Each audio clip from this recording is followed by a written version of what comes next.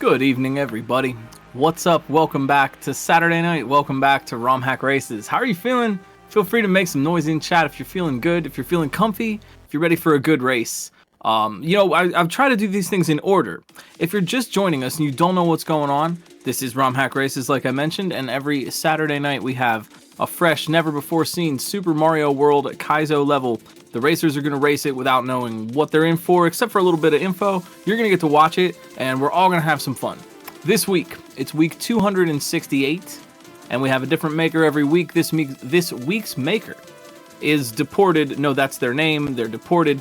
You might know them as the maker of Liquid Metal, another really cool hack. They're back with a level for us tonight called Make It Stop. And I don't know if we're going to want to make it stop. It's going to be a pretty fun time, I think. Maybe a little bit of counterintuitive. We'll learn about it. But the racers know a little bit about what they're in for here because the testers behind the scenes played it throughout the week, gave some feedback, and gave it some, some difficulty rankings. This week's level, 6 out of 10 on the execution, 6 out of 10 for complexity. The racers also know that there are 2 sections, and those 2 sections are rated 5 out of 10 for length. And also, the racers were told to brush up on vanilla sprite mechanics for this level. And so taking a look at the complexity, the sort of brain factor in the level, that might give you an indication about a little bit what we're in for here tonight. So the racers are kind of looking at those ratings and kind of figuring out what they need to be working on. We have, let me see here, there's some more. We have 16 cool individuals who have signed up to race with us tonight.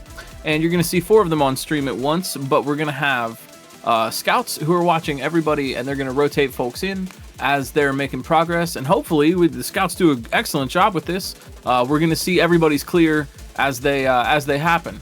Tonight's scouts, Dr. No on the restream also. What's up, Dot? Thank you so much. We love our trans comrades. And Star-Lord, of course. And tonight's racers, B2DE81, Bars Simpson, Bleep Blue Blorp 64, Kioski, Ender of Games, Endless Ascent, Germ Dove, Ike SMB, Louis Duce, Muzzle, Nathan MG, Prestonator 13, Revelug, Shovda, You Fail Me, and Zaplex.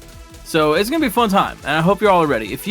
That's right, you in chat, if you have any questions about what's going on, or Kaizo mechanics, or anything you want to learn, feel free to shout it out. I can read chat, and we'll try to get that answered. Thank you so much again, Deported, for checking this out. For making the level. If you want to check it out for yourself, you can go to romhackraces.com and download this patch, plus any of the other 267 patches that we have there from all of our races.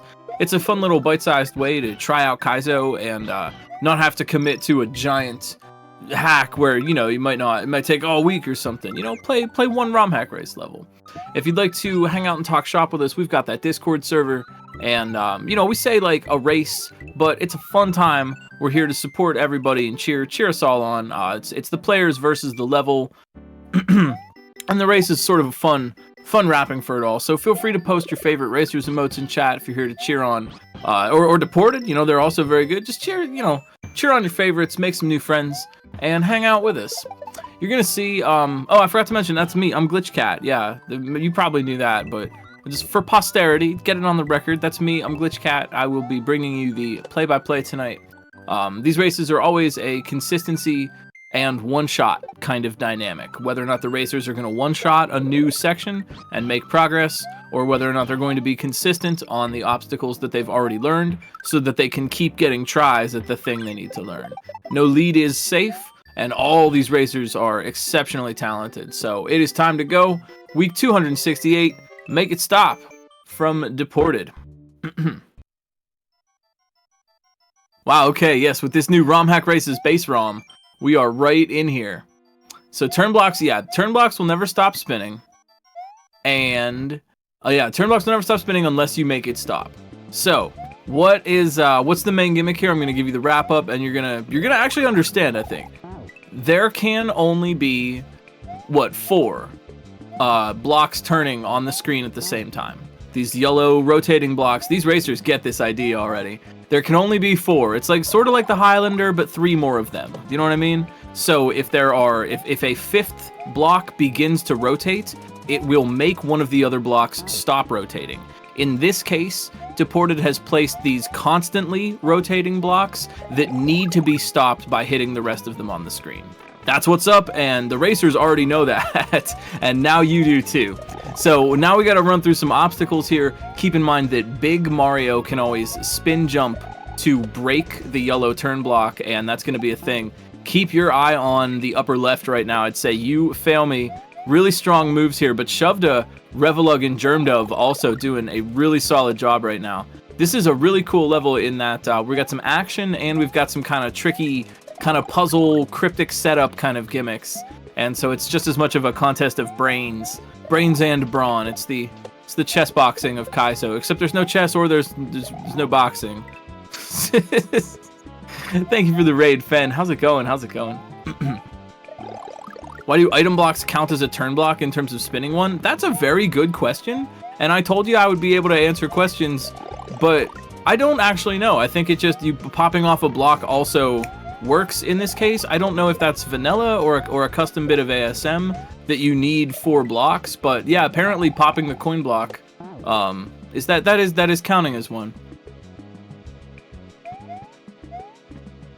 That's actually a mechanic that I know about the turn block thing, but I haven't ever seen it used in combination with hitting anything other than a turn block. So we got Germdove. Keep your eye on the upper right. Germdove here. Yeah, they're getting to... we got through this first part, and we're getting to the block snake obstacle. First, they're learning that they just want to get the mushroom out of the ceiling up there by hitting the turn block below it, after hitting all the other ones on their way there. And now they want to be able to spin so they can land on the piranha. Taking the damage on the munchers, that puts that next section on kind of a timer. You have to move fast to get through that. And yeah, that block snake... It's made out of brown blocks, and as soon as the players touch the brown blocks, it will start to move. It'll eat up everything in its path, and that means you fail. Oh, look out! You fail me, but also Revelug in the lower left here. Revelug, Germdove also, man, some really tight progress right now. Actually, nobody is running away with this. Really, really close right now. The black blocks that you're seeing will also be death, and the munchers will also power down Mario, obviously. Yo, okay, so Revelug's got the answer. But do they? They want to... Looks like, yeah, they're saving that coin block that is adjacent to the mushroom. They're saving that for last, because when you hit... If there's a mushroom sprite, you're seeing it on Germdove's screen, and you're about to see it on Revelug's. If there is a mushroom sprite which is sitting on a block, it will be stationary. But if you happen to pop a block underneath it or next to it, look out for you fail me. If you happen to pop that block, the mushroom sprite will bounce up in the air and start moving. And that requires the players to be mindful of that and careful of that. They want to, yeah, Shovda, here we go. And oh man, everybody's doing so well. But they want to, at that part after the block snake, they want to make sure to hit the coin block last so that the mushroom doesn't start moving and run away from them while they're trying to catch it. Once a mushroom is in motion, it just won't stop. Unless it hits a wall, then it'll turn around, but it's still gonna be moving. So right now we need some speed here. This is a really interesting section. Here goes Shovda for her try. Oh yeah, let's go. Shovda in the lower right. Yo, let's go Shovda in the lower right. Yeah, whoa. Whoa. Oh, we're getting the H for Shovda, and that's also H. What's that, Louis Duce also with the H? Whoa, that is good. That's a great read. Yeah, Shovda managed to sight read that final obstacle, and that's huge. She got through where somebody else might need to go around. So 2 sections, and the racers know this. And now it's Shovda in the lower right, Louis Duce in the upper right. What are directions? Both of them working on the second section. What a good race. And so this is the part where, I mean, the racers are really going to need to start thinking with the gimmick. The second section of the level tends to presume, look out for Revelug, lower left. Let's go. Second section tends to presume that these racers are on point and have learned what they need to learn. So things are going to get a little bit more complicated here, mayhaps. But I think they're up to it. So Louis, yeah, Louis Duce in the upper right here. They're getting the hang of it. You cannot throw the Baby Yoshi sprite up. If you notice, there is a semi-solid platform up there, which will catch the Baby Yoshi and freeze it and not let it fall back down. So what do? Well, when Yoshi is stuck in a wall, the wall will clip Yoshi upward until Yoshi is no longer stuck in a wall. So if you watch on Louis' screen on the right, they've got this figured out. If Baby Yoshi eats that piranha plant and grows up, and at the same time Baby Yoshi is overlapping the cement blocks, Baby Yoshi will now be in a wall and clip up onto the top of that area where the munchers are. Yoshi, with Mario riding, can stand on the munchers, so that's the safe spot there too. Super Mike, also, thank you for the gift sub. Appreciate that so much. Put your favorite emotes in chat. This is a tight race. I'm trying to keep track of everybody. You fail me. Oh man, we're 4. Are we 4 for 4 sight reads on that final section? Nobody got tricked by that mushroom. They don't want to grab that mushroom that appears because that would make them big and they wouldn't be able to go through the small door. So Louis Duce maybe here looking for some cheese. Yeah, in very classic Louis Duce style. They don't quite give up. Yep, they don't quite give up if they think maybe they could do something. And it looks like they were trying to respawn that mushroom after they screwed up the setup just a little bit. Meanwhile here, you fail me. They've got the idea with that Yoshi clip. That's a pretty cryptic setup, but the design of the area does a really good job of limiting the possibilities. Shovda here. Oh my god. Oh sorry, Revelug. That's Revelug. They're vibing, and you could vibe all day if you felt like it. Is there death blocks above the Joe? Yes, one would hope so. Yeah, so if Mario would happen to go up in that little jail area, they would also just be able to die out. But yeah, notice, yeah, Shovda trying to work with this obstacle a little bit. And that's the thing that's guiding the players in the direction of the right strat. That because you throw the Yoshi up, it doesn't come back down, and so it's getting you to think, that's not what I do. So gonna need a little bit of brain to get through this one.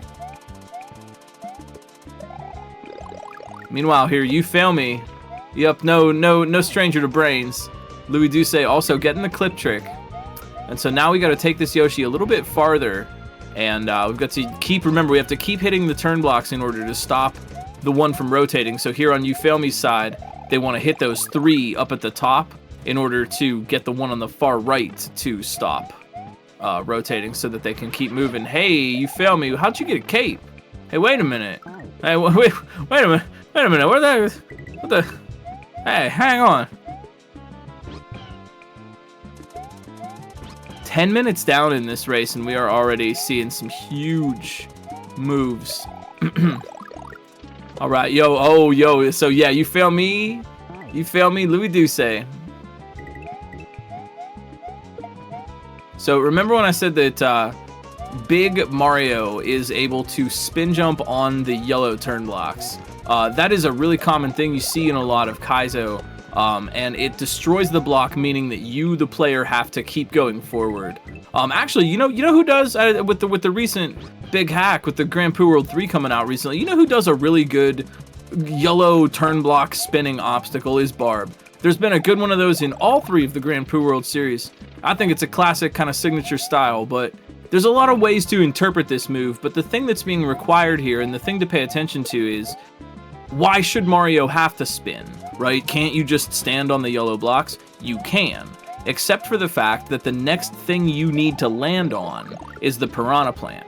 Since the piranha plant requires a spin, it's a clever way of making you set that up a little bit earlier, and the piranha plant landing there is there to ensure that you did actually do the dangerous thing and spin on the blocks. You fail me, what's up here? Well, what's upper left? Oh, they might have it.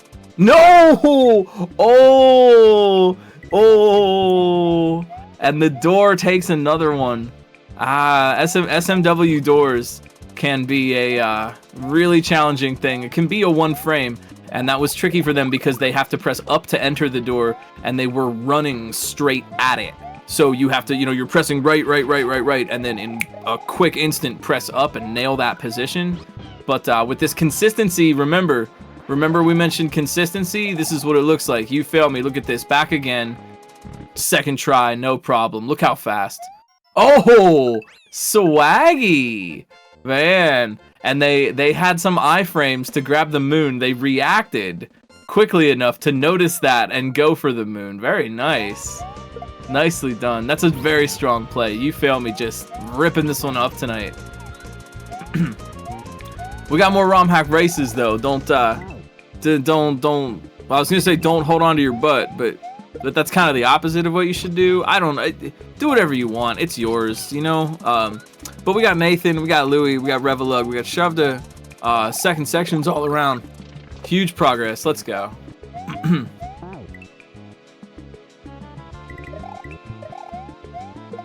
Ike, SMB, Germdove also with the H, so 4, 5, 6. I can count 6 on this. Man, you know, this was a I was saying like, it's a kind of a tougher level tonight. But I don't know, for some of these clears you might not even know it. This is really good stuff, and I want to point out too, because I always like to try to ask the makers, hey, you got any shout outs or anything they want to mention? And Deported, being the really kind individual that they are, would like us to shout out the new hack from Skags, Van Nia. I'm still not sure what that's supposed to mean. What's that mean? But it's really cool. You know, wait, hold up. I do know what it means. It means fun times for Kaizen enthusiasts. And also Brave New World 2 from Derv. Some recent stuff that's come out that is really super fun. It's on SMW Central right now, and you should check it out. And hey, while you're there, you should also check out Liquid Metal. That is Deported's hack if you're liking this kind of level design. Liquid Metal's super fun, really clean, nice execution, just like this. Real good stuff. The fun. It's your passport to fun. Yo, B2 DE here in the lower right. It's Revelug, Louie, Nathan. Second section, still not a win yet though. Revelug though, going for the try. They've got the cape. So yeah. We got the cape. Remember we gotta get the blocks. Gotta hit the blocks to stop spinning the turn blocks in that section, and then they're gonna feed the red Yoshi the what's that called? Fire flower. That's what it's called. Fire flower falls down. They're gonna feed the red Yoshi with it, and in SMW, when baby Yoshi eats a power up, they will immediately turn into Lord Yoshi. Using that for the little bailout, and then Revelug needs to, they'd have to run on the brown block snake, and here we go, man. Revelug, just not quite fast enough. And Louie, oh geez, what are you doing? Some more cheese? Oh, I wonder, yeah. Wait, I think Louie has an idea about that part. So the idea is to get P-speed on the brown block snake and then use it to fly up there and hit the final turn blocks that you need to stop the one below the door. Revelug for their try in the lower left. But it looked like Louie was trying to maybe just take some damage and then stand on the munchers and enter the door from one tile adjacent to it. I think you can do that because the only real requirement is that you're centered on the door and you're standing on the ground. And that's why you can enter doors from like statues and keys and gray falling platforms and carrot platforms and things like that. Louie, look out. No, I really mean look out. They almost had it, but then they died.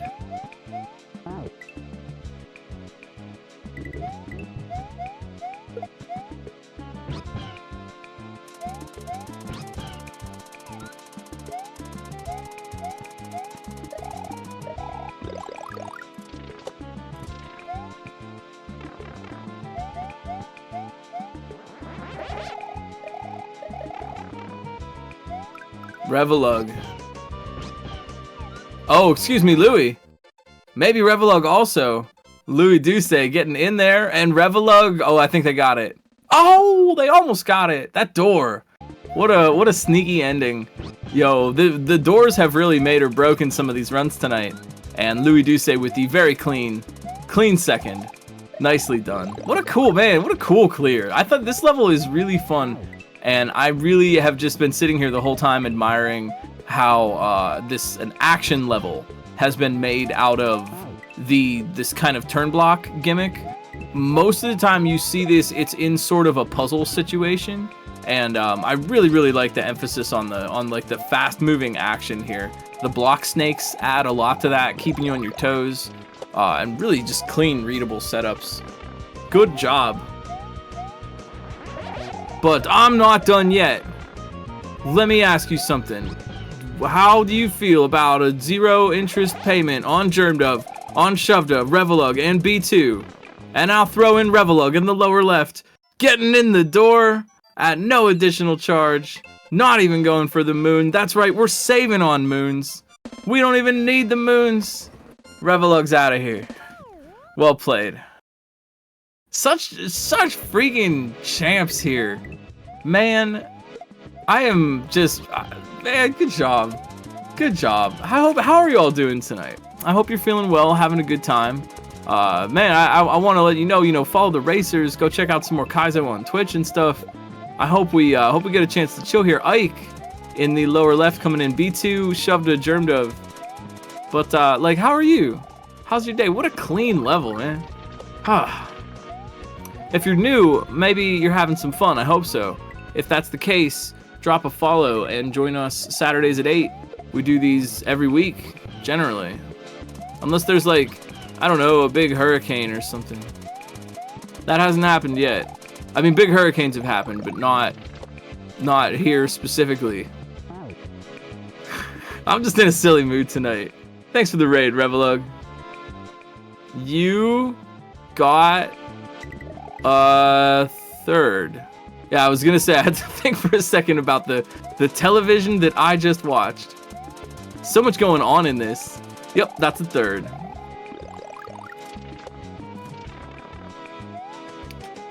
Yeah, I think some of the tough deciding moments for this have been how quickly everybody did a really good job getting in the first door in the first checkpoint section, and then the deciding factor has kind of been how quickly people have gotten with the Yoshi clip through the ceiling.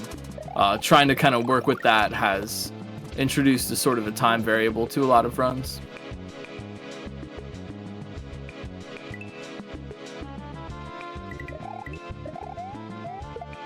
Oh yeah, J-Rock, you never played Big Hurricane 64?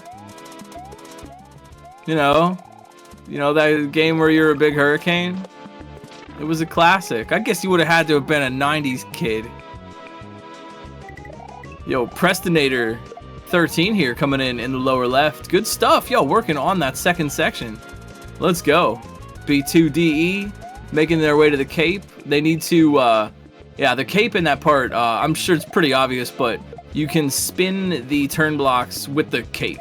By getting up close to it and pressing X or Y, you will flip your Cape around and cause them to rotate. For what it's worth, under normal circumstances, turn blocks do have a timer. They will eventually stop turning, unlike the Earth, which will turn for the rest of history. But because the level needs you to keep on your toes, avoiding the block snakes and things that are coming at you like the green blob, you never have a chance to actually hang out long enough for that to happen. And add to that, some of the turn blocks which already are spinning, like without being hit by Mario, those are custom and will not stop spinning unless you make them. Hence the gimmick of the level. And there's, B2, there's an interesting thing to point out too. B2 at the end there, they grab the Cape and they flip the blocks around and then they grab up to that red Yoshi. And the red Yoshi eats the fire flower and grows up. But what they want to do is catch that falling baby Yoshi in the air in such a way that as the Yoshi grows up, Mario will sort of automatically mount onto its back. And that's how they're getting that kind of mid-air jump. They are not able to stand on the black blocks below Yoshi's feet. That would still just kill them both. Normally Yoshi has sort of a muncher protection, amulet. But with customization, we can remove all of his mighty powers, reduce him to a mere dinosaur. A mere dinosaur.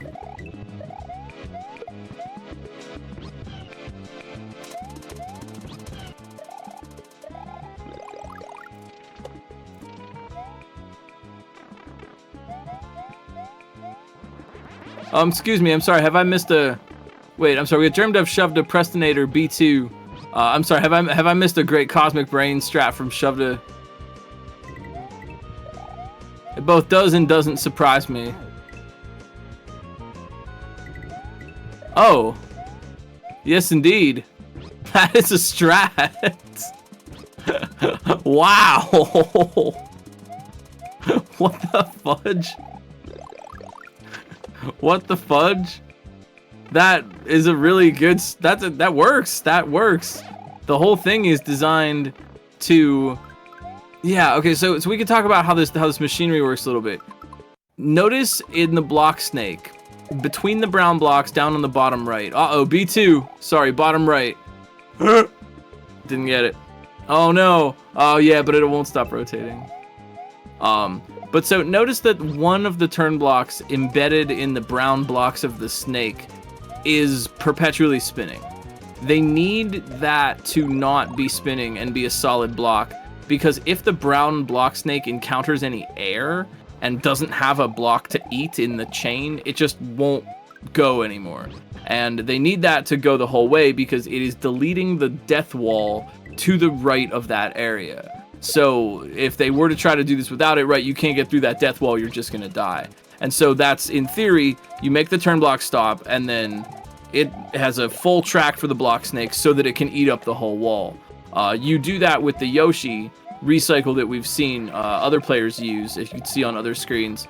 But Shovda here has figured out a really clever way to just kind of get everything out of the way and then loop around, activating the block snake and doing the same thing as you would with the regular strat, but just in a pretty cool way.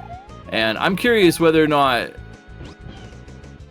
See, this seems to me that this has come about because if I had to wager a guess, and I mean this with respect, Shovda is a very talented player. This happens to all of us, really. But she just hasn't realized that you clip the Yoshi up through the wall. I was gonna say ceiling, but it's really like the side wall. Yeah, you just kind of never put that strat together. If you never realize that, then you're going to come up with something else. So that's actually really neat. Like, I think that's actually just, I would assume she just thinks that's what you do, or I don't know. But either way, great game.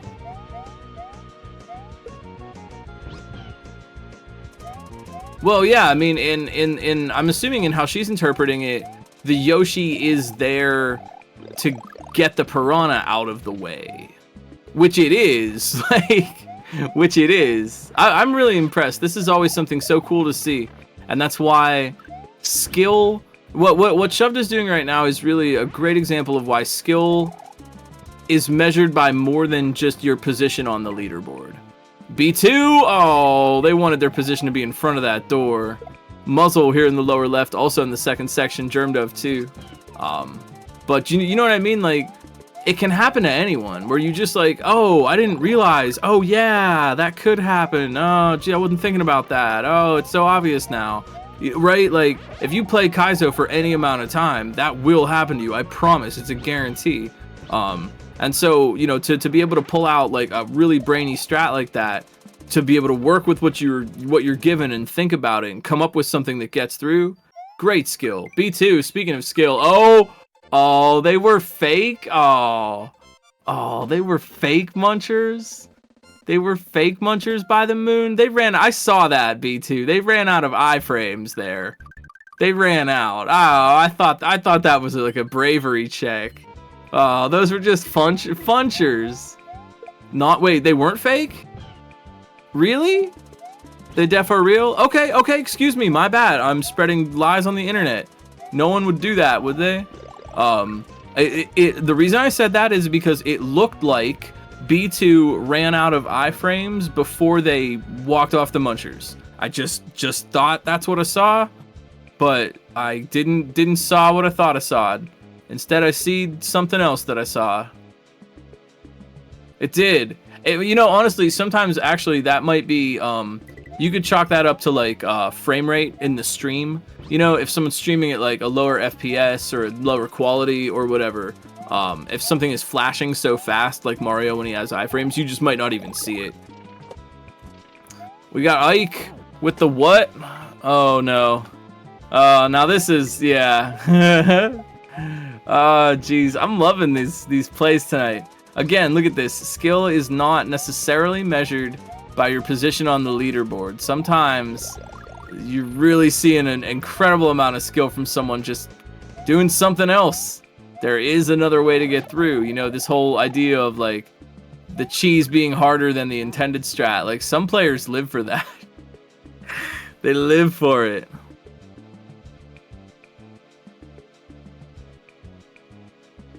Again, too, a lot of the stuff in this level is going by pretty quick, and there's a lot to pay attention to and kind of move around.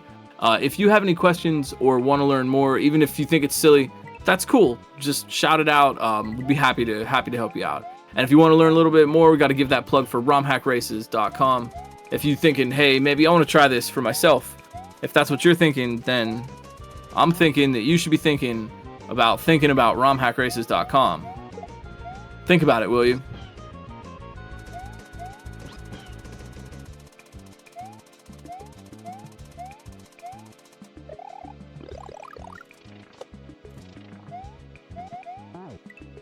What have you all been playing this week?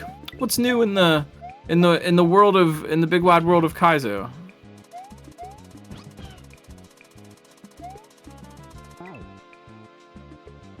I'm assuming that Grand Poo World 3 is a pretty still pretty hot, you know. Out for the holidays.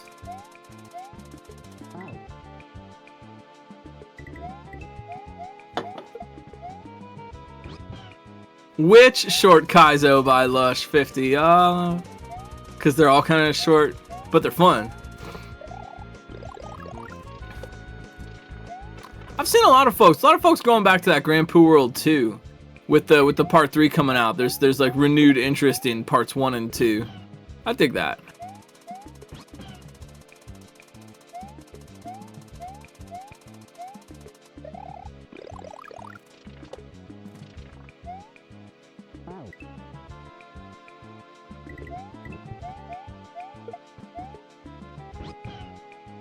I had fun with that one. Smoked Fish and Cabbage 2. I played that recently as well. I had fun with that. That's a cheery little hack. Very accessible.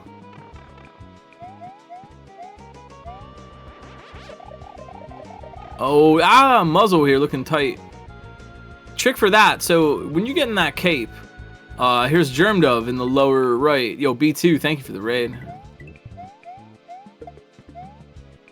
Trick for that is you really want to get a huge amount of height off of that one block, and it's situated to where that's a difficult jump to make. But it's possible to get a little bit more momentum than usual off of one tile like that. Slipping through, yeah, and then grabbing it. So Muzzle just really wants to have a ton of momentum when they go. Here in the lower left, they might get it. I think some racers are kind of thinking that they're not realizing that you want to catch Yoshi in the air yet. They're still kind of letting him land on the black block. But Yoshi can only stand on munchers in this level. Nathan, MG, whoa, looking tight over here. Nathan, oh, they got Yoshi. Oh, no, they don't got Yoshi. Yeah, I was gonna say, B2, I was ready, I was calling him out. I was like, hey, those were fake munchers. What is that? I thought I saw it. That was like a Bigfoot of a thing. You got Bigfoot frames there. Can we call that? Can we call that a thing? Can that be a thing? Like, I know you can't force it, you know, like phrases happen organically like that. But can we adopt the phrase Bigfoot frames? You know, like maybe it happened, maybe it didn't. You know, there were some Bigfoot frames in there. I don't know. I just think it's funny. Reverse coyote time? Isn't that just like gravity? wait, that's just gravity. Oh, I get what you mean. Oh, wait, hold on. I get jokes. Hang on there a minute. Germ Dove, let's go here, lower right.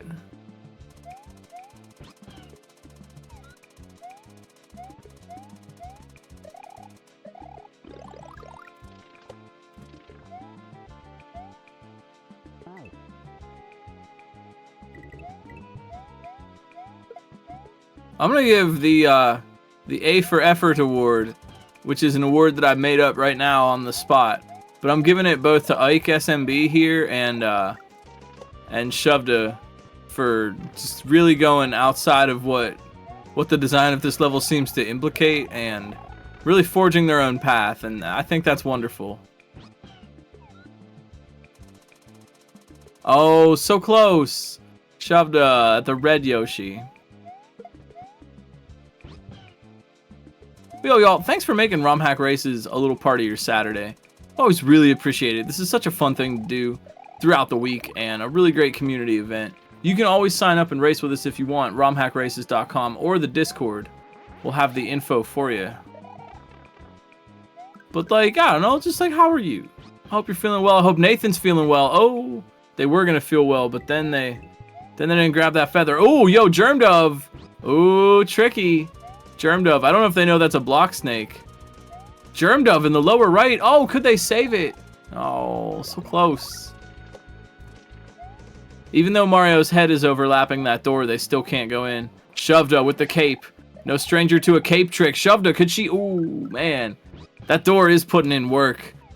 That door is really putting in the work tonight. Nathan for their try at it. Look, here they come, all quick and furious like. Germ Dove is back again. Here's that consistency. You're watching it turn on. This is like my favorite part. Racers have they've been going on it for a little bit. They've been working. Now their strats have crystallized, and you're gonna see some clears real fast here. Get ready. Germ Dove, yeah. Let's go. And no, okay, all right, that's fine. All right, you know, it's respectable. It's an optional moon. You don't have to go for it. Those munchers might be fake, though. I don't know, man. That was really cool, man. Great level. Good job, Germ Dove. Well played. Yeah, you know, I mean, that's a tempting thing in a race, you know, at the very end. Like, do you go for that moon? Like, I don't know if I would. It's easy for us to say sitting here. It's easy for me sitting here in my comfy game lab where there aren't any munchers or any ghosts coming at me, and to say like, oh yeah, I would totally go for that moon. Oh yeah, but you know, I mean, you're in a race situation, pressure's on, the ending is right there, you know. I don't blame him, frankly. Safety first. Never be too sure.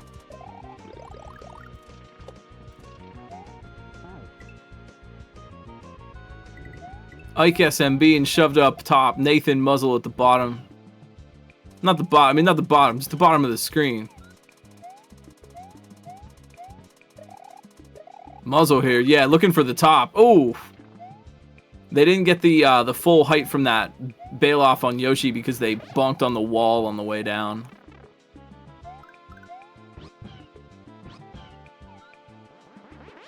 Nathan, let's go. They need to land far enough to the edge of that brown block snake to get the P-speed. Nice. Good job. Yo, there's that moon. Ooh! A spicy jump to grab that moon. I don't even think they touched the munchers at all. I think they cleanly sailed right over that. Very nice. I think the extra cheese makes this level kind of fun. Like a pizza, like a Ninja Turtles pizza, you know? Shoved a nice try. Ah. Oh, muzzle too. Splash can. So yeah, for those just joining us, feel free to ask these kinds of things. Yes. Just like a sort of a Highlander situation, there can only be 4. Once there are 4 turn blocks spinning, one of those turn blocks will stop. Once you hit a 5th, the other one will stop. That's a vanilla property, and the turn blocks that spawn while they're spinning are a custom thing to make the kind of level gimmick work. That you have to stop the one that's spinning by hitting the other ones on the screen. Try it yourself in Vanilla Mario World. Nathan, yo, thank you for the raid. Great job tonight.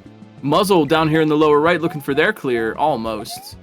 Good job. I love how everybody, they get to the door, and then you get to the door and you just like crash into it. And then a lot of people just like slip off the edge. And then on the second time around, then they cleanly slow down and stop and stand in front of the door and take their minute to get in there. I just think that's endearing.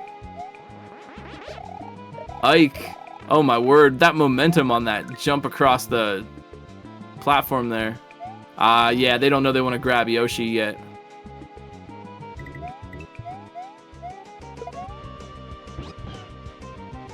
Well, the race is ongoing. We have as many people sign up as that want to sign up, and we usually schedule 2 hours for the broadcasts. Some racers finish quick and get on the first podium, and some racers get on the second or third podium as the night goes on. You know, top 1, 2, and 3 on the first, top 1, 2, and 3 on the second. It's a community event wrapped up as a race, so you know we're here to cheer everybody on. I'm gonna sneeze.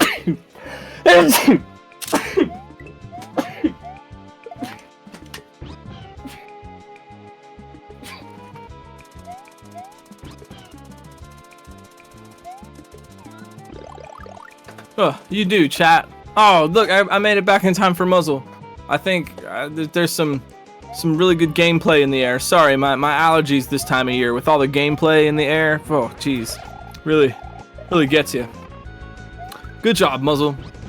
But yeah, you know the race. I mean, we're here to cheer everybody on, and you know, oftentimes, like we're seeing tonight from Shovda and Ike, oftentimes it's not always the racer in first who is the only one doing something interesting or impressive, right? In fact, that's like rarely the case. Prestonator, oh, so close. So close. Yo, it's Kioski in the lower right. If you want to see the leaderboard, just exclamation leaderboard is the command. You'll be able to grab that up and check it out. It's Kioski, Ike, Prestonator, Shovda right now. Second section all around. Yeah, moon getters.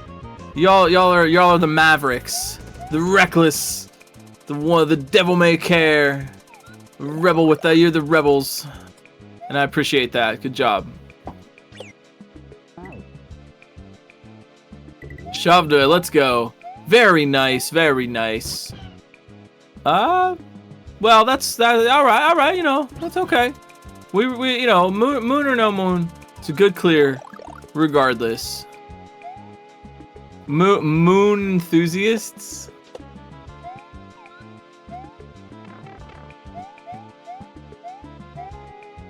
Yo, put some GGs up for Shovda. Go check her stream out. If you see somebody streaming, somebody doing a good job here, give them a follow. Prestonator, let's go. They've got it. Nice drop on that cape. It's all there. They've got it. They're in there. Prestonator 13. Okay, declining on the moon. That's all right. That's all right. A good clear nonetheless. Well played. Nicely done. Yo, sub 40. That's really good. Very strong time here. Ike, SMB, Bleep Bloop Lorp 64, Kioski in the lower right. It's Zaplex. Let's go.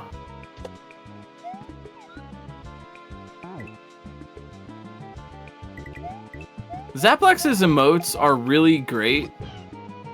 I don't know, maybe someone in chat, maybe you have some Zaplex emotes. They're really nice.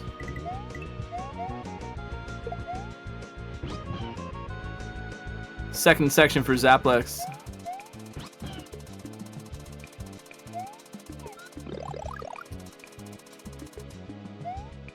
I really like the section that Kioski is on.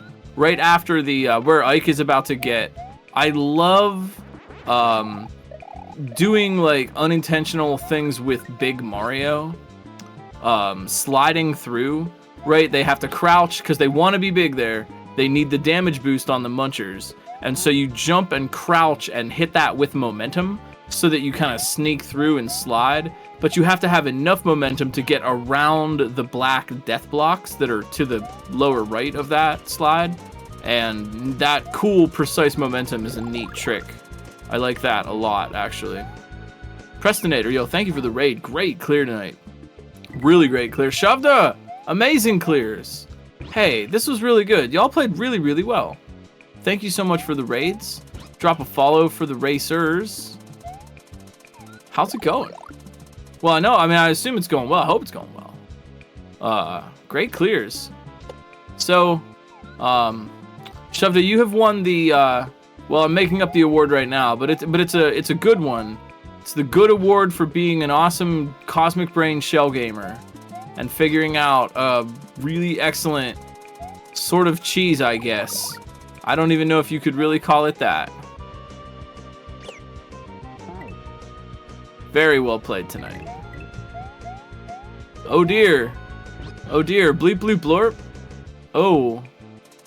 Oh dear. Is there a death block in there? They ought to be able to pause out. Ah, green blob got him. Don't worry about it. Germ Dove, thank you for the raid. Well played tonight. Y'all are doing so well. Such gamers here. Thanks for making ROM Hack Races a little part of your Saturday.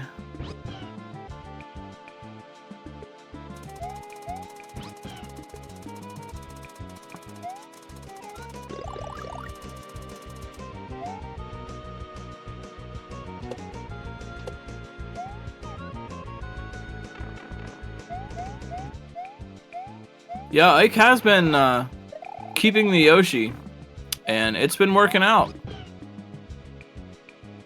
Is it cheese as if it's more difficult? So, maybe that's a little bit of just like a semantics kind of thing, but I would say yes. My internal definition of cheese is just doing the obstacle in a way that that obviously the design of the obstacle or the maker didn't intend. You know, and whether or not that's harder or easier or whatever, there's lots of different kinds of cheese. You got your mozzarellas and parmesans. You got your Munsters and Goudas. You got your Herman Munsters. You got your Brie. Got your Swiss. You know, lots of different kinds. You got your little maple bacon, spicy cheddar that I love so much on the holidays. You know, I could go on. There's even more kinds of cheese. So, I don't know. I've always just thought like, well, even if it's harder, it kind of like it doesn't matter. Like not the existence of cheese doesn't always matter to the level design, you know, or I'm leaving it in because yeah, someone could cheese it this way, but who cares? That would be so impractical, you know. And there's lots of different ways to prevent cheese, you know. Sometimes you just put a wall there, and sometimes you just make it wildly impractical to even try. I would consider it all to be called cheese. Popular usage kind of dictates that is the case.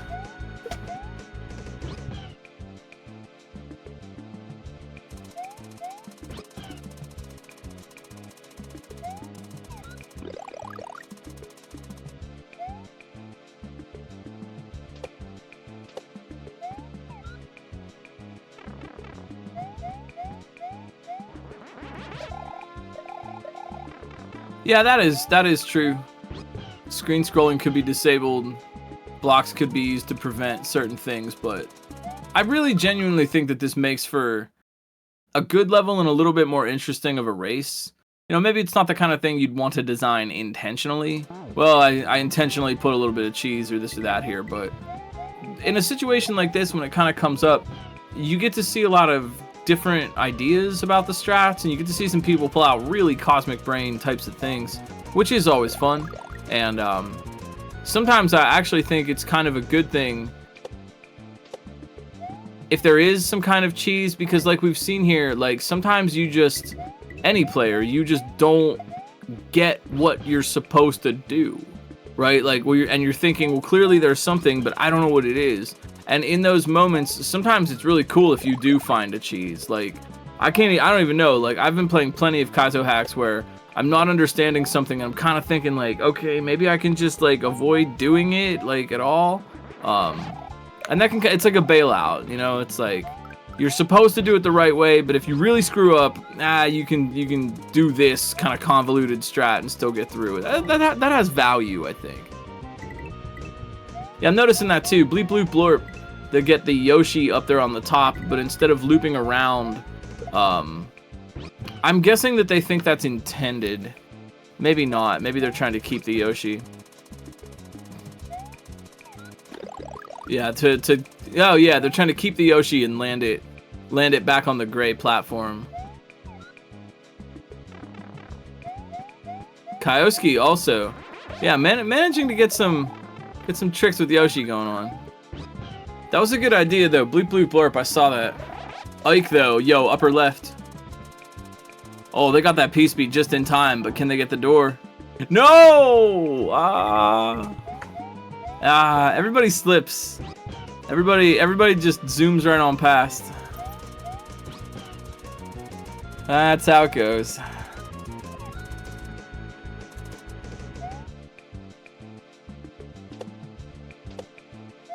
That's like my cat at like 5 in the morning. Secret 5 a.m. kitty mystery time. Just running right past the door for no discernible reason.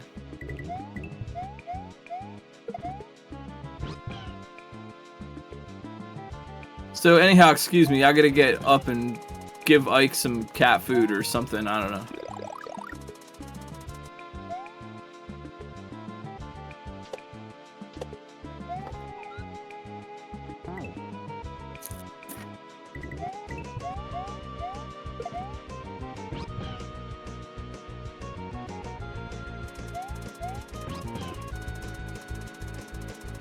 So Kyoski too, yeah, managing to keep this Yoshi in a manner similar to what Ike did.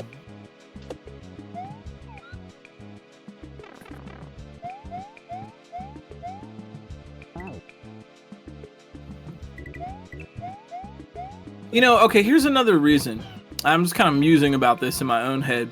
Here's another reason why I think cheese can sometimes like be fun, even if it isn't necessarily what we want as level designers. It's cool to see players working these cheese kind of strats out a little bit, because in a good Kaizo level, you know that the maker designed something that works, right? We can generally trust that, right? You know that if you do the things, then it will work out. But sometimes you don't know what those things are, right? And the level is designed to sort of be, even really difficult ones are like a padded room for you. You will win if you just do the thing, right? And there's no other path to get through, etc. And you know that you're trusting that, right? You're trusting that there's something there for you that really does work.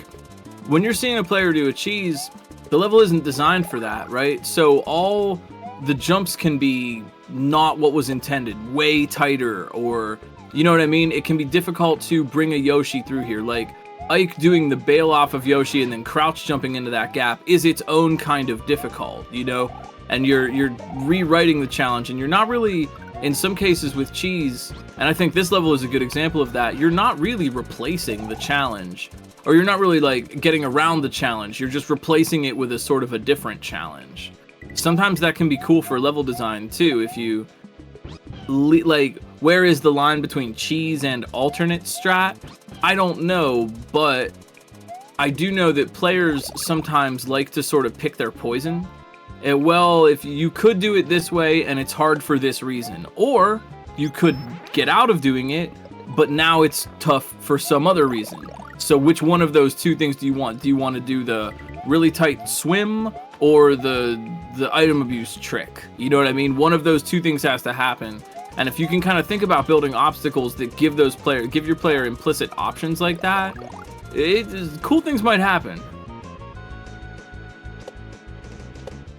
That's also fair, Shovda. That is also fair. I guess I sort of mean it like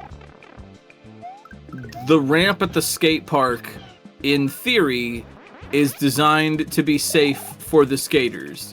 But if you build a concrete ramp in your backyard, oh, Ike, then you might crash and fall off the door.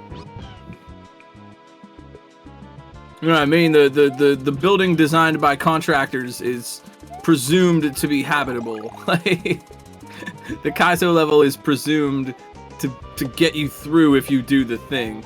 It was tested. It's kind of, you know, we rated this crash test helmet for humans, not for elephants. You know what I mean? I don't. Sometimes my analogies really just turn into nothing, man. It's like a bowl of Jello stew. Sometimes you eat the whole alphabet.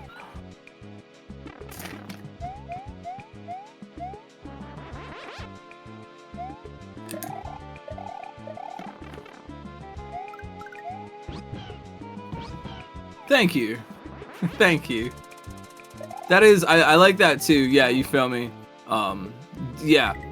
I've tried to think about that as well when I'm faced with a situation where it seems like I'm being asked to do something kind of impossible. Where I'm standing somewhere and I'm saying to myself, I have a P-switch and a shell, and somehow I'm supposed to jump over this gigantic gap, and like these things don't seem to add up. It's like the level is telling me that like 2 + 2 = 69, and I know that's nice, but not the right answer. So I think to myself, like, there is something here, something. Right? Trust the maker. There's an answer, and if I do the thing that works, it will work. It won't just be also BS like this. And that is kind of helpful, you know. Like, I don't know right now, but don't panic. It's that Hitchhiker's Guide to the Galaxy thing, you know. There is a way.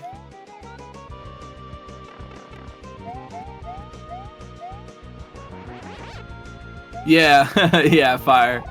That gets into a very, I think, philosophical thing about Kaizo design, which is something I've talked about a bit before, but like the Kaizo level, the game, whatever, the game as a dialogue between the maker and the player. The maker is the task maker, the boss, the designer of the maze, and the player is the one who must complete the task, the employee or whatever. And there's a lot to be said for that. You are, or rather not the boss or the task maker, the narrator. There's the narrator and the reader, the director of the movie and the viewer. And you're sort of having a dialogue. And so in Kaizo design, you're asking, like, what kind of narrator are you? When you're a player, you're asking, what kind of narrator is this maker? All clear on the first section. Now, that is a reliable thing. I'm trying to be a reliable narrator here, and I can reliably tell you. Great stuff. We're looking at Ike, Bleep Bloop Blorb, Zaplex, and Kyoski right now. But everybody on to part 2. So, like I say, when you're playing a level, you're playing a hack, you know, people are as different as trees and things, and Zaplex might have a shot at it here, lower left. Hold your breath. Okay, you can don't hold your breath for very long though. Keep breathing. Keep breathing, please. But what kind of narrator are you as a maker? Are you a reliable narrator and always telling your player exactly what you want to do? Are you a sort of a trickster god, goddess, or non-binary odd? And you're telling them the wrong thing on purpose? You're making them look over here when really you want them to do something over there? Are you very strict? Are you very laid back? Oh man, it's cool if you didn't get the obstacle, that's fine. Zaplex, feeling laid back, I'm sure. Look at that consistency, well played. Good job, Zaplex. 54th, 46 I saw. Nicely done, well played. GG Zaplex. Last in the alphabet, but not in the race. Ike, oh no. Ike has got a decision to make here. Oh, Ike, what are you gonna do? Oh, let's go. Ah, love to see it. Love that. And Ike there, bravely grabbing that moon without even needing the iframes. That's a precise jump.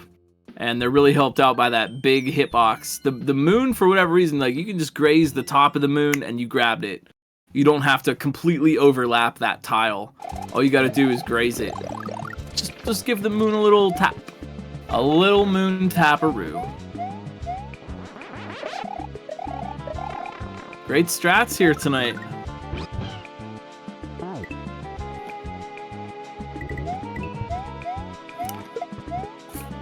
But so yeah, so to this point that I've been trying to talk about, and the way you Fail Me said it too. You know, what kind of narrator are you?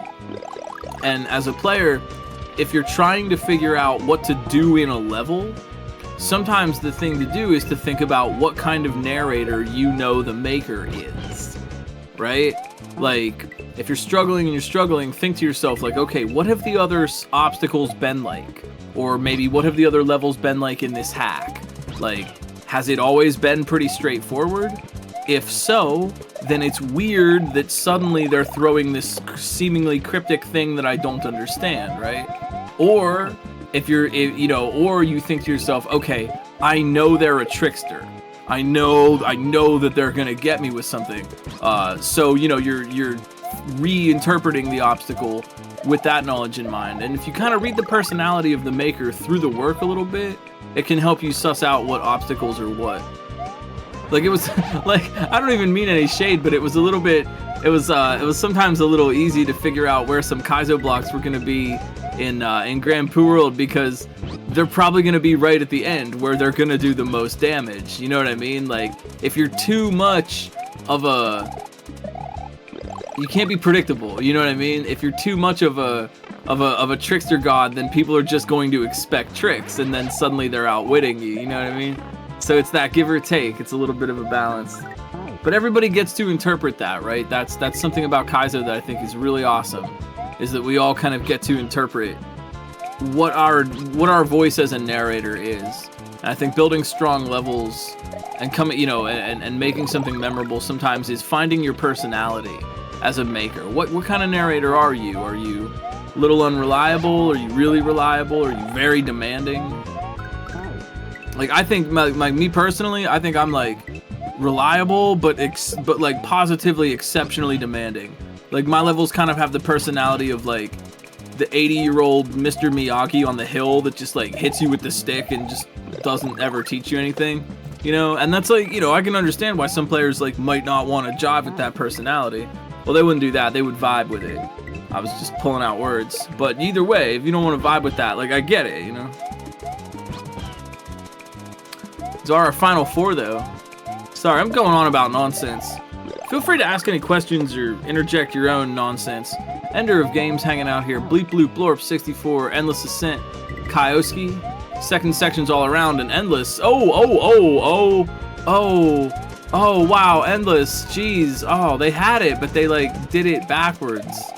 Oh, that was it, though.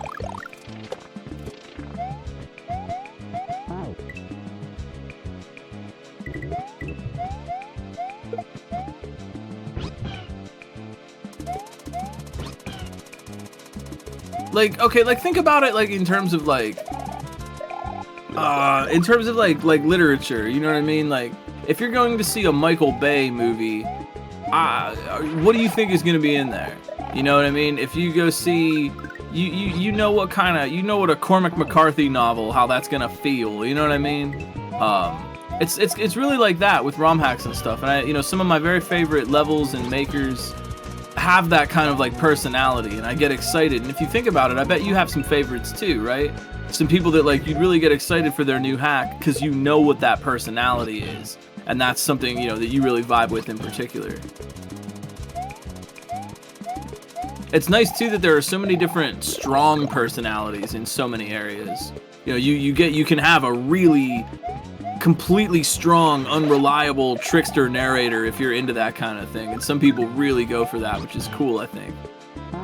Endless Ascent, nice try. They've got the consistency, now they just need the final flights.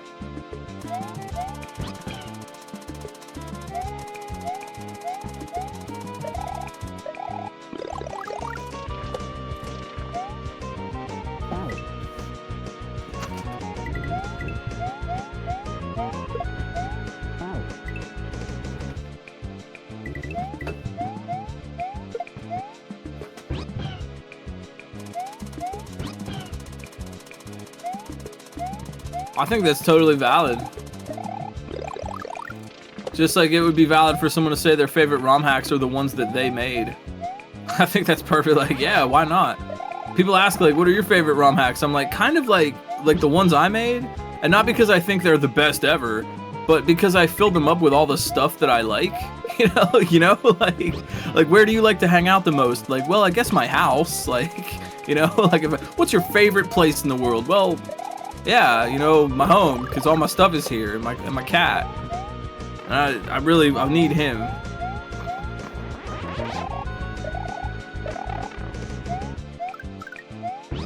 Oh no. Doth mine eyes deceive me? Or is there the possibility of a Kona level next week? That's gonna be something else. That reminds me, I have to beat that last level in Possibility of an Island. That's gonna be a big one. Yeah. Hey, testers. We might need some hands on deck for this one. And if you're interested in volunteering, we could always use some more hands on this scurvy crew. RomHackRaces.com or the Discord will have volunteer submission forms if you'd like to help us out with testing, restreaming, hosting, or scouting. That's the other thing. Please feel free to sign up.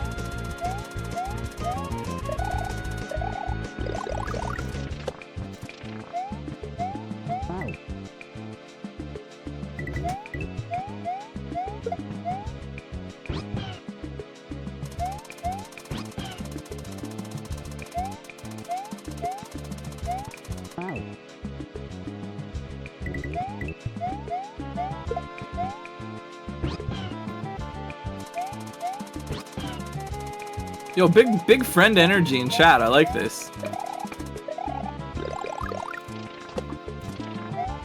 Need that friend energy.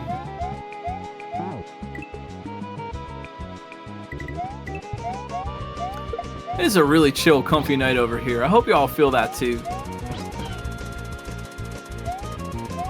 What can I do for you, chat?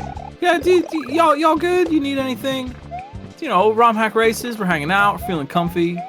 You want me to bring the little snack tray around?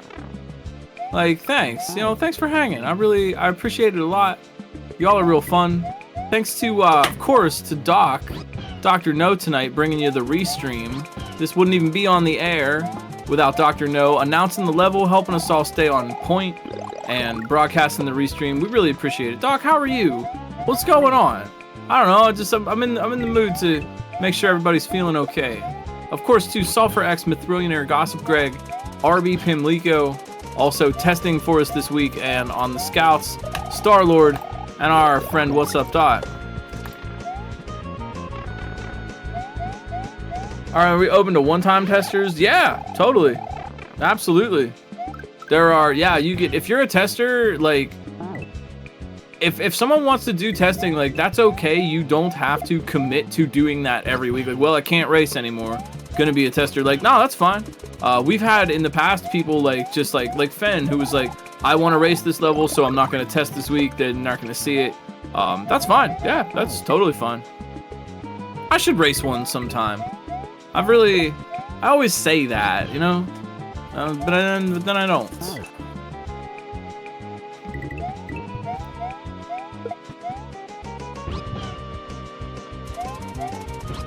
But I should. But I'll tell you what, I would not be a shoo-in.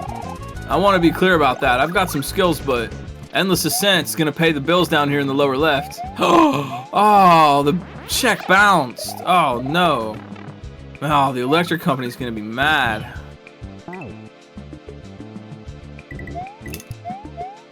But I might have a little bit of thumb skill here, but I would not be a shoo-in, and I know this for a fact because sometimes in testing I will play the level and time myself, like pretending I'm racing, and be like, okay, like what would a time on this be like?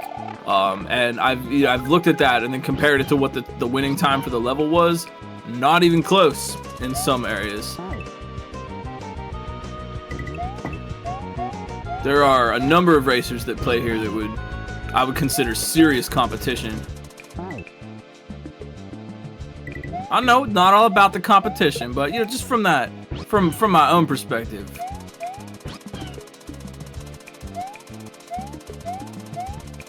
Doors are tricky. SMW doors are not a free thing. You need to be standing over more or less the middle of the door standing on the ground and press up. And yeah, that's easy when you are not in any danger or you don't have to move quickly. In the case of this, however, the racers have iframes and need to go fast. So lining themselves up, running over to exactly that one tile, and then stopping short, and then pressing up, all in a flash of an instant.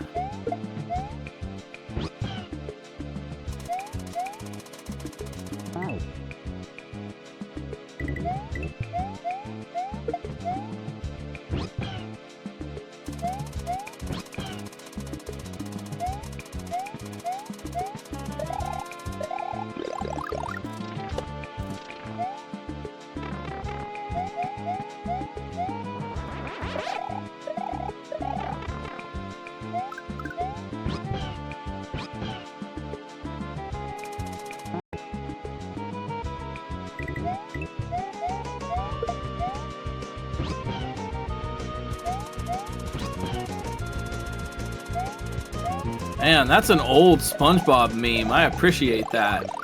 I don't say that derisively.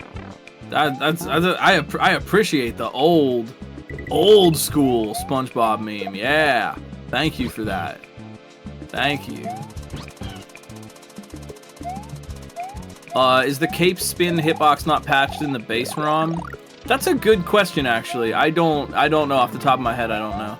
That would be the department of one Ampersand, who has developed the ROM Hack Race base ROM for our use. And if you want to use it for your projects, you can jump on the Discord server. I have been loving it lately. The new build is awesome.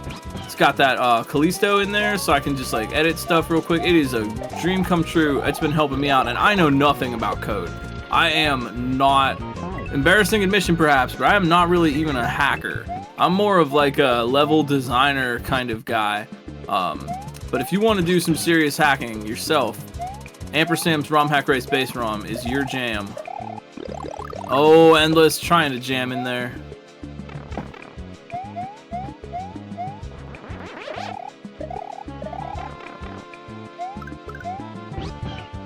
Kioski here in the lower right. Looking good. Oh man, that drop. They want to fall quickly. If you are holding the jump button while you're spinning with the cape, you are going to descend slowly.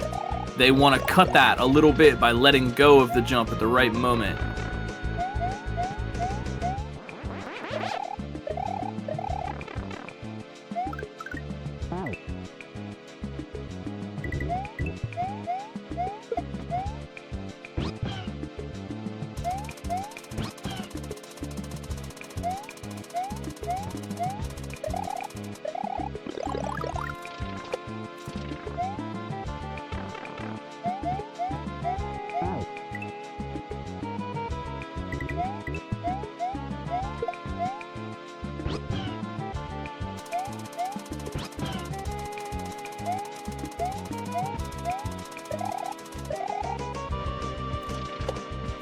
Endless Ascent, yo, looking good. Can they get down fast enough? Maybe. In there, they got it. That's okay. It's been a big race tonight. It's been a tough one. Get out of here. Endless Ascent, well played.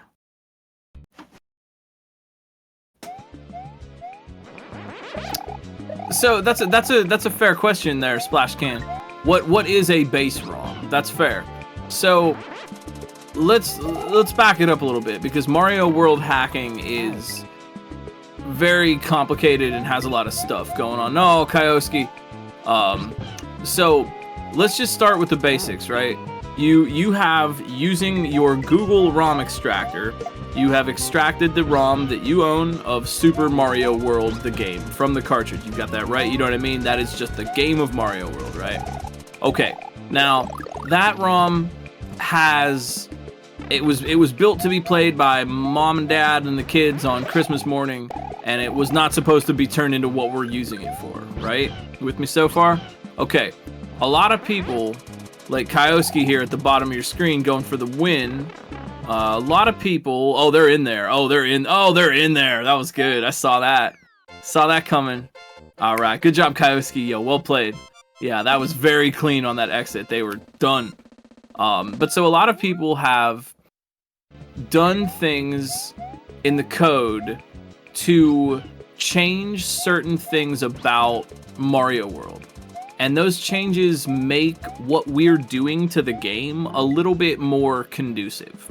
For example, the original Mario World does not have infinite lives. We add infinite lives to Kaizo so that you don't just lose your mind when you play it, right?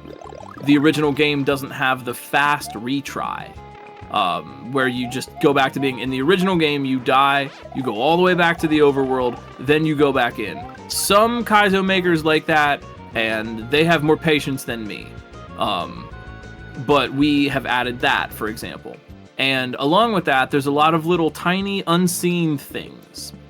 Because people have created an entire disassembly of the Mario World code. We know everything that that game does. We know where all the stuff is and what it's all for. And so they've gone in and they've fixed little things that make inconsistent actions happen.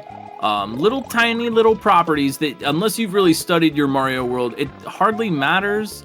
I mean, it's interesting. It's good to know, and it's skill, you know. But little things like Mario in the vanilla game interacts with sprites every other frame. We have changed that to interact every frame. You could turn that off if you want, but it's there. We should all thank World Peace. We should, you know, this is a good time. Thank you for that reminder. I mean that. This is a great time to thank people like World Peace and G-Breeze and others who have come before us. We stand on the shoulders of those giants who created these kinds of resources that we use now, and who have, you know, put the time in to make those resources to make what we're doing possible. We stand on their shoulders. So bless us, oh World Peace and G-Breeze, patron saints of ASM. But in any case, so to get back to this, what is a base ROM? So let's say, go back to your original ROM that you dumped from your cartridge using your Google ROM dumper. And you have your ROM, right? And so if you want to make a ROM hack, you have to kind of painstakingly go through and add all those things. And you have to think like, okay, do I want the frame rule patch? Do I want the infinite lives patch? Do I want this custom sprite? Do I want this little thing? That goes pretty deep. That goes into territory that I don't even understand. And so what is the base ROM? The base ROM sets all that up for you. That's the advantage. You don't have to go through and do all the quality of life stuff, turning basically an old ROM of Mario World into like a slick modern ROM of Mario World that is optimized and works better for Kaizo. Now, you don't have to do that anymore. Amper has helped us and others have put in work, and we've just taken that all out. Now, all you do is take one patch and apply it, and well, now you just run the program and it does all this magic for you, and it sets you up with like a super ROM of Mario World that just has more available to use, some extra custom blocks that are great, and you didn't have to do any of that yourself. It gets you started making your hack faster than you would if you just started from the beginning. It's kind of like how Bob Ross, on Bob Ross, he's like, well, we've already pre-stretched the canvas and we've painted it with some primer to make the paint flow a little bit better, and they did that all off screen. It's like someone doing that for your ROM hack, so that you don't have to worry about it, and you can just sit down and start making, rather than building your base first. That's what a base ROM is, and that's the advantage of using one. Hence the name base ROM. Now, there are other base ROMs. ROM Hack Races isn't the only one. I know SJ and Charlie the Cat has one that's more geared exclusively for like shells and shell manipulations. People make their own for their own purposes, but that's the general idea. You first add all the custom stuff you want, and then you build the level on top of that. That was a pretty good explanation. I'm proud of myself. Thank you for coming to my TED Talk.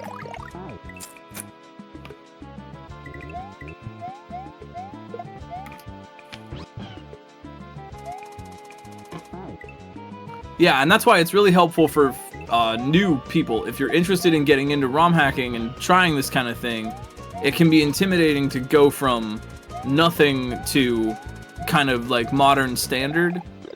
ROM Hack Races base ROM, you don't need to do that. Is Grand Poo World 3 on the ROM Hack Race base ROM? I wasn't sure. But yeah, you'll notice ROM Hack Race levels get built with it, and a lot of hacks that you've seen also use it. It's a good, just a good standard hack. You know, think of it like a toolbox. Instead of, if you want to do some DIY project, first you have to go to the hardware store and buy a hammer and screws and a saw and some sandpaper in various grits and little washers and, you know, copper wire and safety goggles and radial tires, BB pellets, rubber mallets, fans and dehumidifiers. And, you know, the ROM Hack Race base ROM is your toolbox. You don't have to go get that stuff. It's all here for you. Just dig in and get started.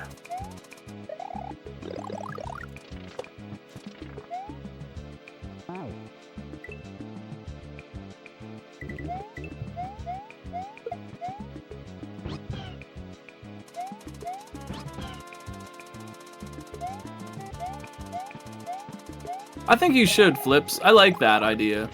I think all the tech specialties ought to have their own tech-specific base ROM. You know what I mean? Like, if you want to build a cape hack, that would be actually really helpful, right? To just have, like, the Cape Sickos base ROM. That would. It'd be super helpful. And that's it. That's where base ROMs really come in handy. Like, you have the cape-specific things on that you want. Maybe other hacks you don't care, you know? You don't need the whatever little cape interaction patch or little custom cape thing. Like, for example, a cape base ROM might have a custom block in it that gives you a cape automatically or takes it away, or gives you flight state automatically or takes it away, where other base ROMs wouldn't need that. The ROM Hack Race base ROM, for example, doesn't have that. It doesn't, you can add it, but as a default, it doesn't need it. Just like how like a microscope isn't like a standard in a carpenter's toolbox. It's like that kind of thing. Like if you're a Carl Sagan 42, then yeah, a microscope is definitely one of your basic tools. But if you're a carpenter, no, it's not.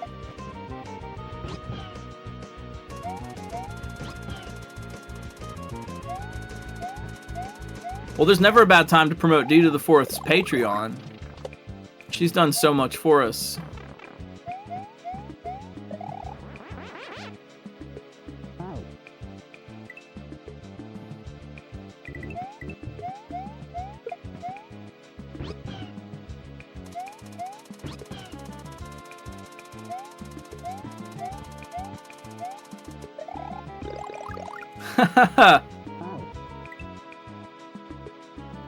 You know, now that you mention it, it makes me think there is kind of that. There's those people that carve little sculptures out of like pencil, like the lead in a pencil or something. Or it's not lead anymore, it's graphite, but you know what I mean.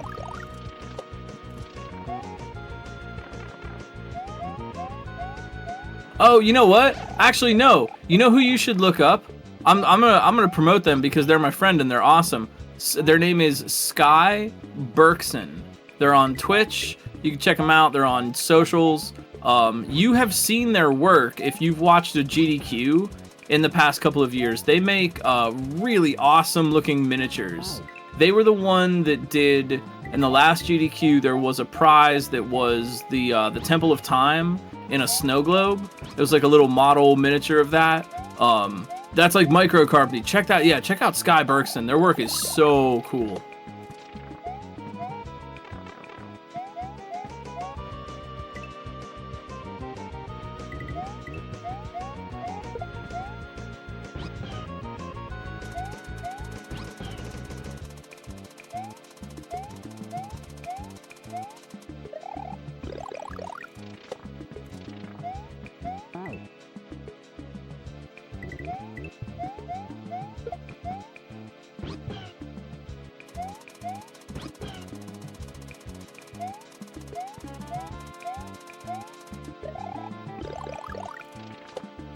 You know, I'm noticing, man, this level is really accessible, I think, despite its difficulty.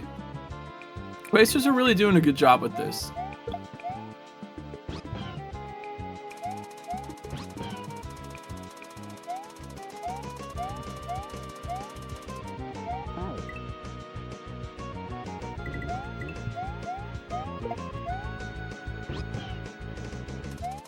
Bleep Blue Blorp really has some kind of alternate strats here, but they work. They do the same thing.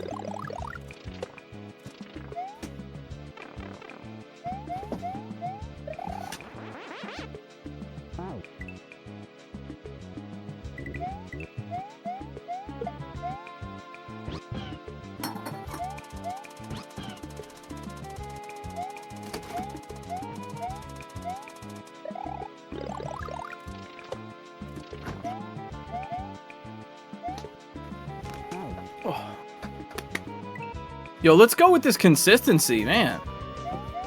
They just need to jump a little faster for that Yoshi, and they're gonna get it.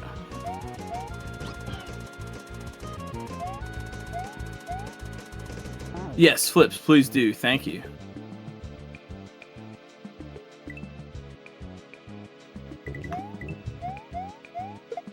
Yo, once again, hey, if anybody's just getting here, if you have any questions or want to learn a little bit more about Kaizo, the mechanics involved, what's going on in the level, please feel free to ask. I'm assuming by this point most people have seen the obstacles and they know what's going on. But if you just got here, that is totally cool. Thanks for dropping by. Please just feel free to ask. That's always cool. I was going somewhere else with this. I had another thought, but I forgot. Oh yeah, I was just gonna say there's only so much commentary I can do on exactly the same obstacles, but these racers are doing great, working hard, and I'm watching for any little cool moments that they have.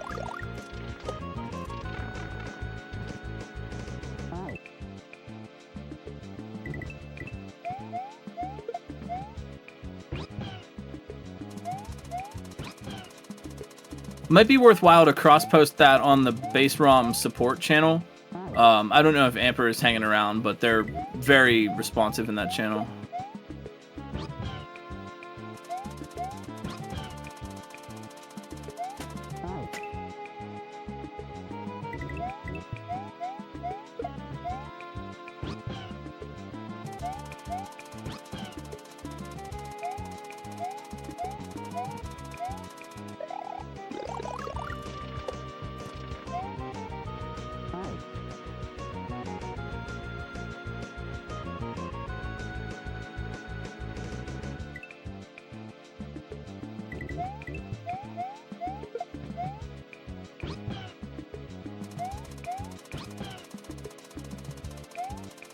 Oh, yo, have fun.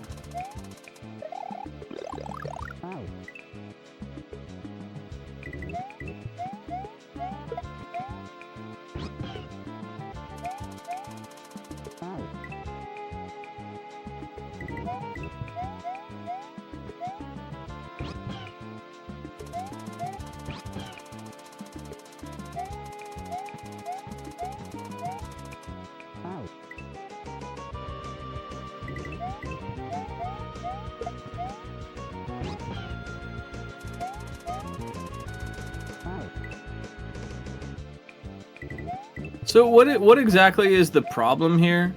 That the cape spin is inconsistent to activate blocks you're standing next to?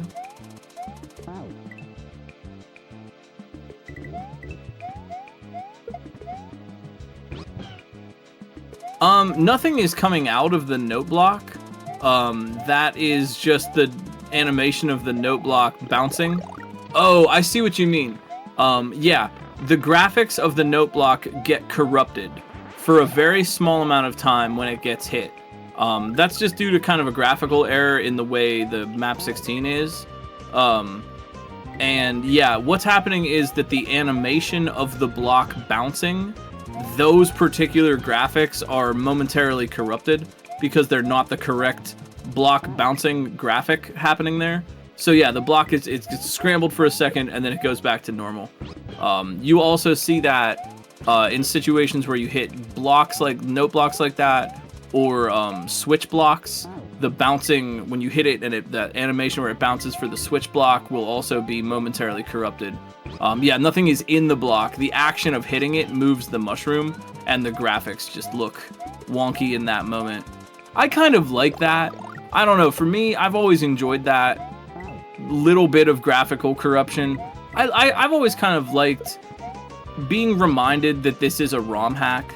You know, I don't know. I think it adds some charm to it. There's, you know, crappy graphics are crappy, but lots of funny little weird messed up sprites and cursed things. That can be fun, you know?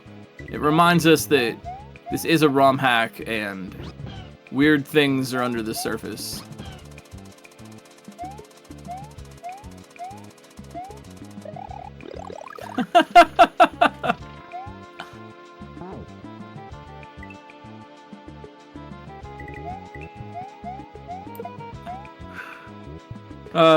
Flips, the phrase that AutoMod grabbed that for made me laugh.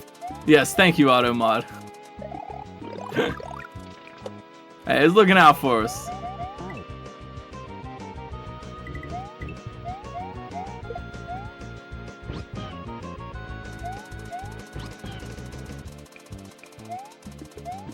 Yeah, there, if you pause it, you can get a good look. You can get a good look at the corruption. That, what are they? That looks like a fish. That looks like part of the fish graphics. Graphics in Mario World are very weird, and I don't understand them, but as it is with a lot of games, like, the sprite is just like the behavior of the sprite, and then it knows to call the proper graphics, but if it just like, if some other garbage data is hanging around, then it'll just load garbage graphical data while the sprite still behaves normally. And that's definitely like a Mario World thing. People use that in a lot of cases. When you're going through a level and you see someone grab the orb, but it's not an orb, it's a fish, or it's a squished Rex, or that little, like, it's the dirt that the Monty moles make when they pop out of the ground. But you know, when it's not an orb, but it's something else, that's also what's going on. It's that same property. It's just like, it is the orb, but it doesn't have the proper graphics loaded, so it just looks like something messed up.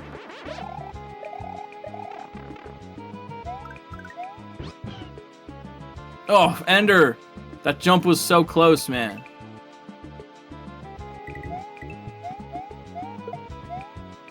And Bleep Bloop Blorp too. You want to start playing ROM hacks? Oh, you don't even need a system. You can grab an emulator. I'm gonna guess you maybe know what emulators are, but if you don't, an emulator is a program that you can put on your PC or laptop or whatever, and it will play old games for you. It works like a Super Nintendo. It's just on your computer. A lot of racers are doing emulators. Kaizo is fine to play with emulator. You can even get an adapter for the original controllers. Yeah. Or, you know, or you can get the NT or the console, or, you know, get a little more serious about it. But I think for folks just starting out, if you're interested, you want to learn, emulator is going to be your best friend, as it was for all of us, you know, since forever.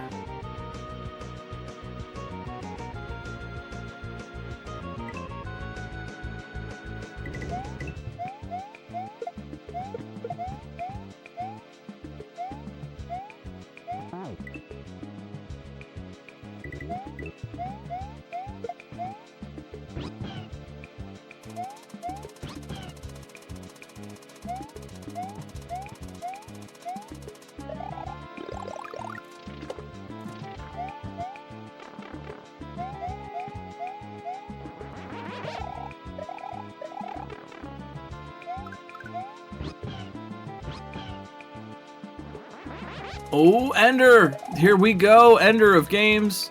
Can they get it? So close!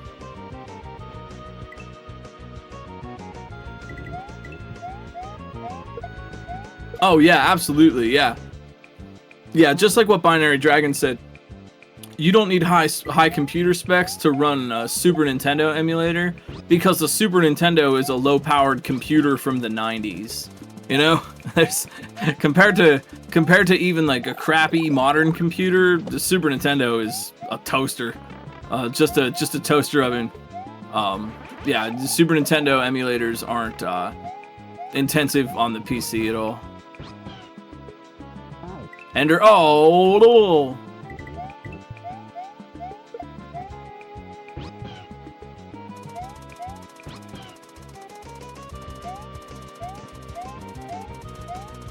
But here's another tip too.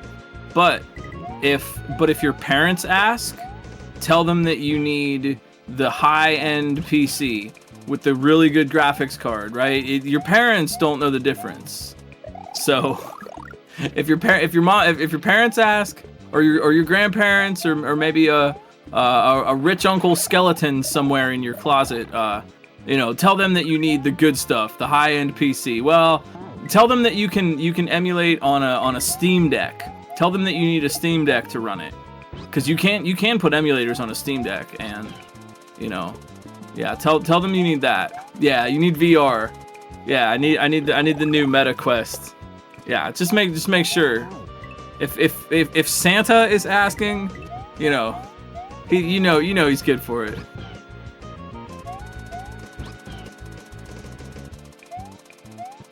Rich Uncle Skeleton. That's a deep cut Simpsons reference for those of you playing along at home.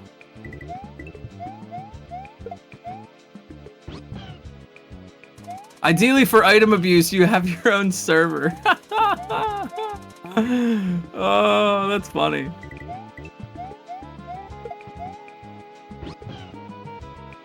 That's funny. That's, you know, that's why I'm a streamer. Is because I have to pay for having these giant server hubs in my basement so I can play all this Mario. Like, I want to play Mario, but the server costs are really expensive, so I had to be a streamer to cover the server costs.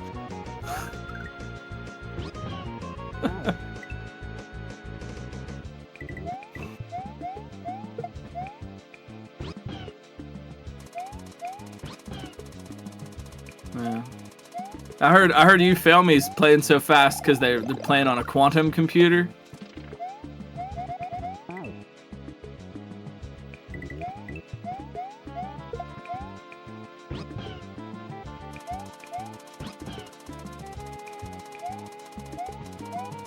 Yeah, these levels are being downloaded in real time from the Hyper Kaizo cloud server.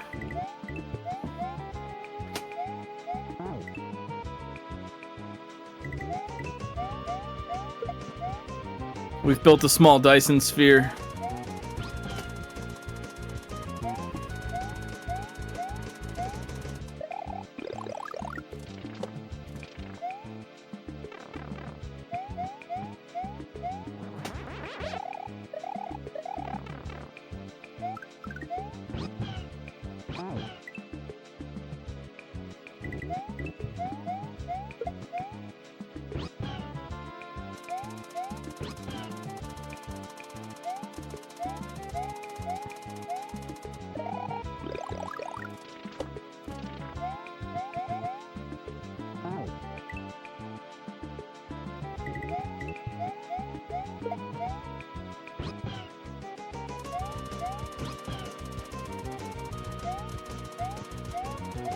Yeah, Microsoft was the perfect cover because all the levels are so micro hard.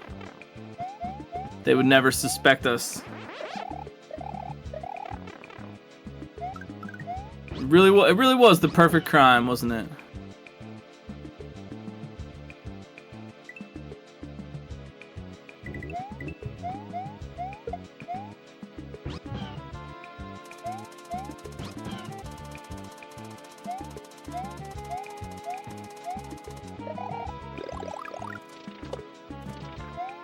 Chuck Gates. I get it. Oh, that's a good one. Yeah. Oh, 10 points for False Circus. That was a good one. Beep, beep, beep. Oh, and that means it's the end of the lightning round. SMW food percent, but hot ones.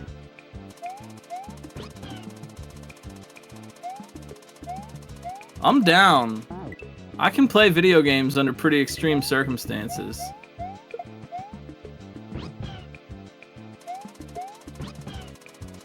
Aw, but you know, Flips, Google Stadia will live on forever in our hearts. When Morsel released his famous hack on Google Stadia, that was a real community event.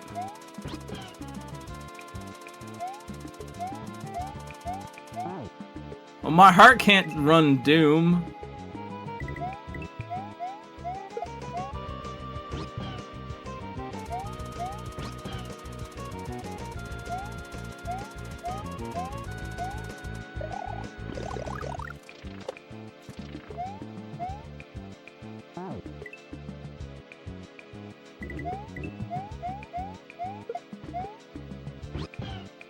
Wait, you put your life savings on D4? Is D4? I didn't know that. Wait, is that a D4 fact I did not know? She's really good at hot sauce. Someone's gotten Doom to run on a pregnancy test. I think Foon did that. That was pretty cool. It's like one of those little CVS pregnancy tests with a screen. They got it running Doom.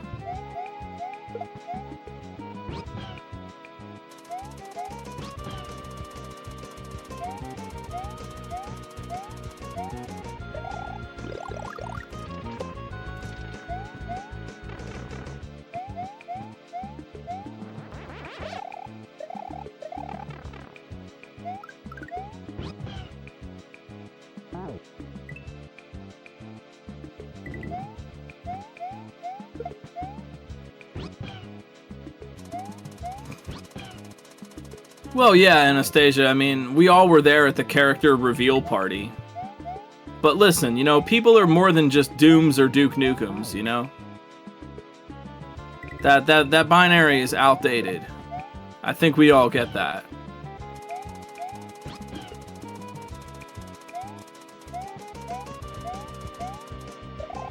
That's a boomer shooter way to think. Oh, that's funny. That's funny. It's an Emmy.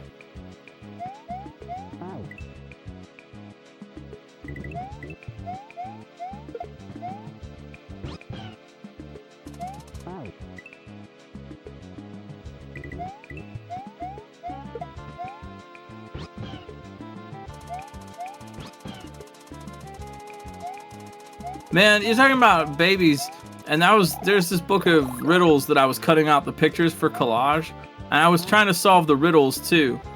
And man, I felt like it was like a book of riddles designed to make you feel. It was like riddles to make you feel dumb. Because they were all like trick questions, and the one was like, a woman went to the hospital. She stayed there for 3 days.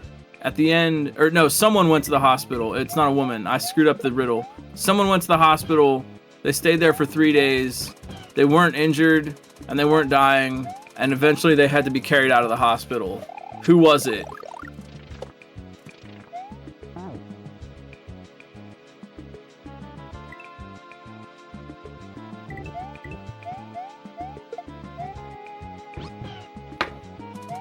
Do you know the answer?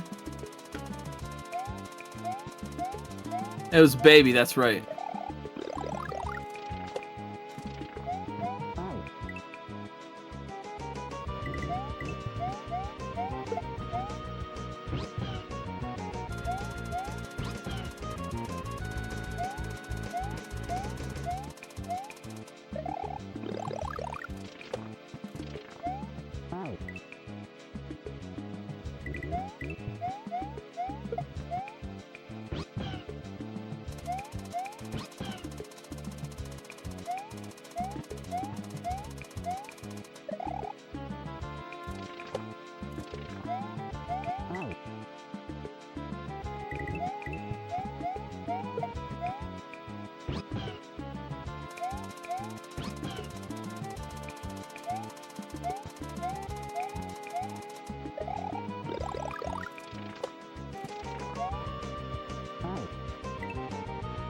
That is true, babies do spawn. That's just true.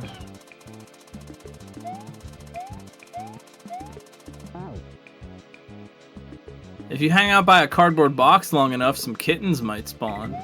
Or puppies. Or possums.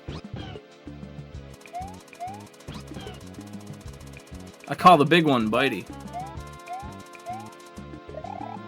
Still better than Wonder? Wonder was awesome. I don't know, wait, I don't understand what you mean. How do you mean? Wait, are you implying Wonder, you didn't like Wonder? I mean, that's cool if you didn't, but I thought Wonder was rad. It's hard to be better than Wonder.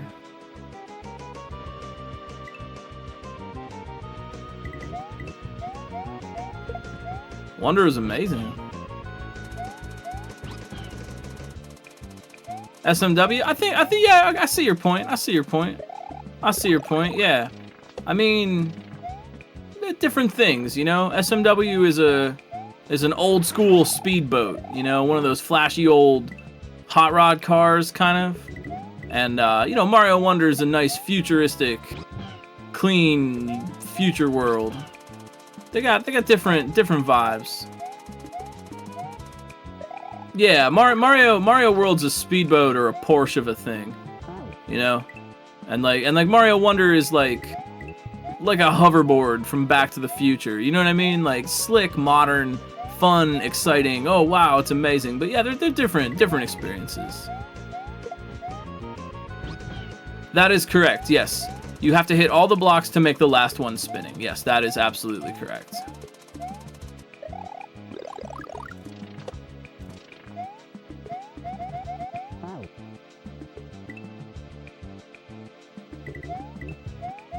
I mean, personally, I give Wonder a 10, 11 out of 10. I absolutely loved it.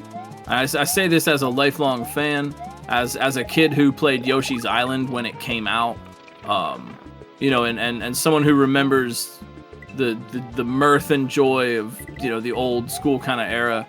That got lost in the new soup days, but it's back from outer space. So much life, personality, just joy and fun. It's really nice. It's nice to play a game and win.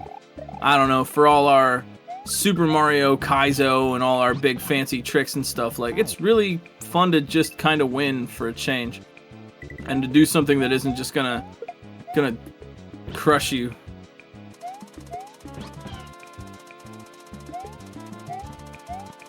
You know, I was thinking when Wonder came out, I was thinking a lot about how, like, a lot of the really popular games lately have been cold, brutal, dark, you know, Dark Souls, evil, putrid corpse world, and bleak gray environments, and steely, cold castles.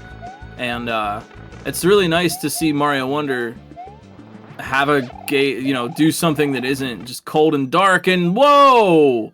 Excuse me, oh my word. Bleep Bloop Blorp 64. What a clear, man. I had my eye off that screen for 1 second. I was watching Endless, and it's like when Mallow, my cat, like teleports behind me. I look over like, oh, you won. Good job, man. What a good clear. Honestly, well fought. Like, that's that determination. Give him some G's. Give some GG's in chat. Cheer on the racers. That was great. Great determination. But yeah, you know, like I was saying, like, there's been so many dark and cold games where you're Sir Galahad, the Demon Slayer, and you kill the zombies in the putrid bog of eternal stench. And like, okay, cool, you know, neat. Different strokes. People like different games. Ender, let's go. This is it. They're gonna get it. Ah! They were so close.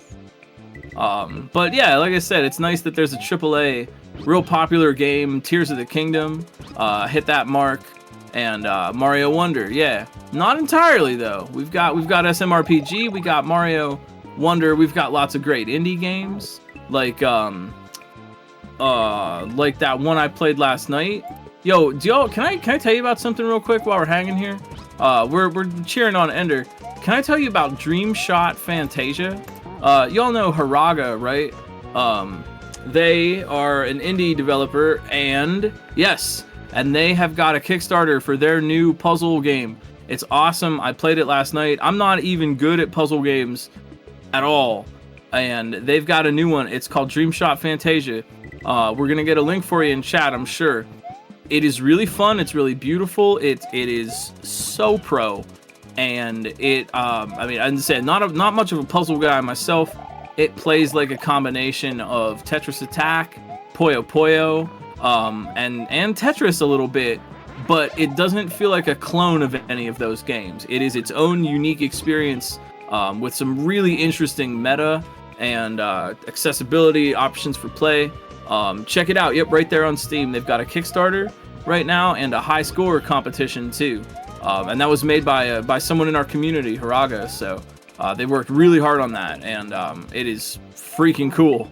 I hope that really takes off in the puzzle game realm. So yeah, speaking of games that have some color and some mirth and some whimsy, you know, there's, I don't know, life imitates art, imitates life, imitates art. You know, it's a dark world, so I understand why people are drawn to dark and gritty games, but it can be a light and beautiful world too. So it's nice to see that mirth and joy kind of coming out.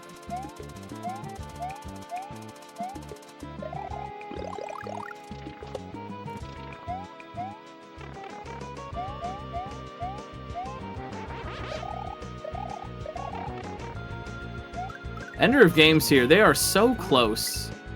A little bit slow on that Yoshi jump, and they're just about out of here.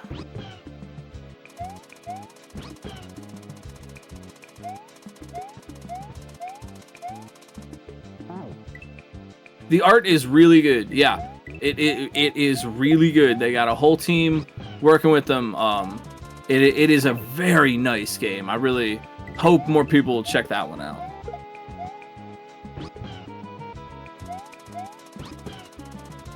I'll say, I was playing it last night a little bit to show it off on stream, and I am not, in any sense of the word, like, good at games like Dr. Mario, Puyo Puyo, Tetris Attack, games where you have to match colors. I am not good, and I don't even say that, like, self-disparagingly. I'm just not. And even me, even bad at puzzle games, Glitch Cat, I was like, oh, one more. I could do a little better. I want to try. It's a very I know it's cliche, but it's a very addictive puzzle. Haraga was one of the judges for the OLDC contest. Those results just came out a little bit ago.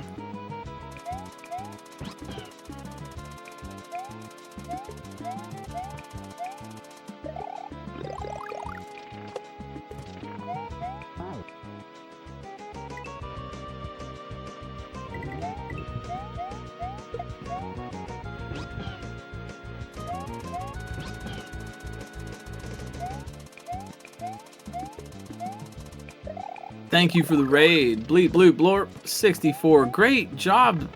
Really great job. Thanks for racing. Thanks for your determination. You did it. You did it. You won the level. That's great. Like, we're cheering you on. That's awesome. Thanks for the raid. How's everybody? Yeah. Yo, yeah, put your favorite bleeps in chat. Click on that heart up at the top there and follow the race. Oh, that was a great jump from Ender. I hope they win on this run, because that jump was so clean. Oh, come on, Ender. I'm rooting for you. They gotta not bonk on that wall. As they're falling down there, they miss grabbing the feather because they bonk on the side, and that doesn't get them down there quick enough.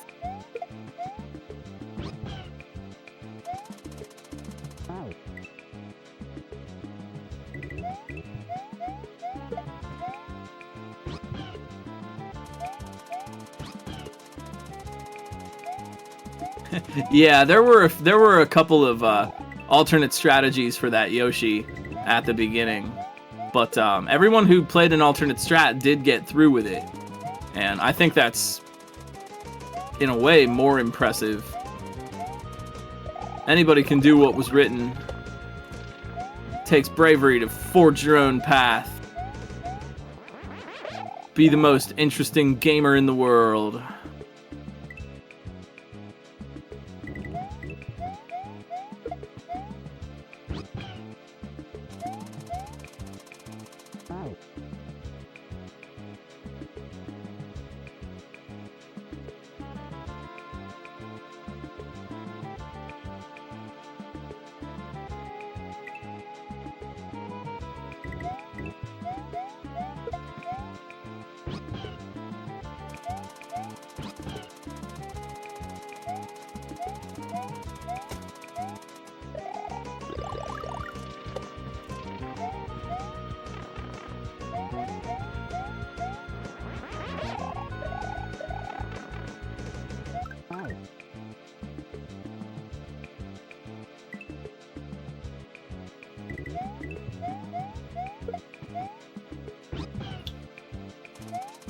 Well, how y'all feeling?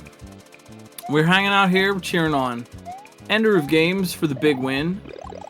We do schedule 2 hours for these broadcasts on Saturday, so we're kind of reaching the end of our run here. I want to remind everybody again, if you are having fun, drop a follow and come back and see us every Saturday for another race. We do these every week. We got a tough one next week. It's gonna be, well, I don't know. I haven't seen it yet, but we got a fearsome maker who's very talented and skilled. So we don't know. But we'll be back on Saturday with another race. You can always check out romhackraces.com or the Romhack Races Discord for access to the community. Get the base ROM, hang out and talk shop with everybody. If you have a question about Kaizo or ROM hacking or whatever, there's a great place for it. Thank you so much to Dr. No tonight for keeping us all in line and running the restream. Really just appreciate that so much. Doc, can we get put some claps or some cheer emotes in chat for the volunteers tonight? We really appreciate it. Doc, thanks for the restream. Sulfur X, Mithrillionaire, Gossip Greg, and RB Pimlico were our testers this week. Starlord and What's Up Dot doing great job scouting for us. Of course, Deported, the maker, and D4 Ken Kelgand and Ampersam always helping us out around the Discord, helping Romhack Races run behind the scenes. And of course, viewers like you.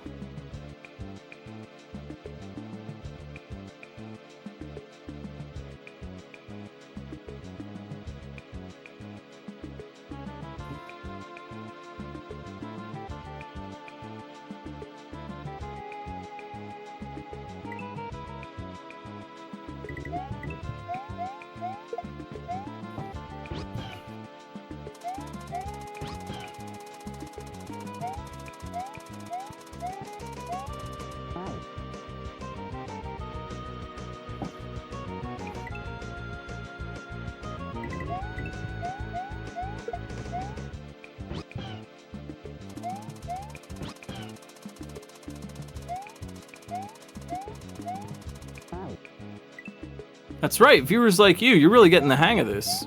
You are quick learners. Oh, and I have been GlitchCat7. You probably knew that, but I always forget to say something about that.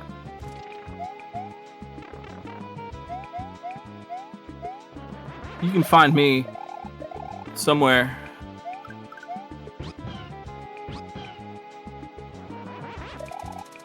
Ender of Games.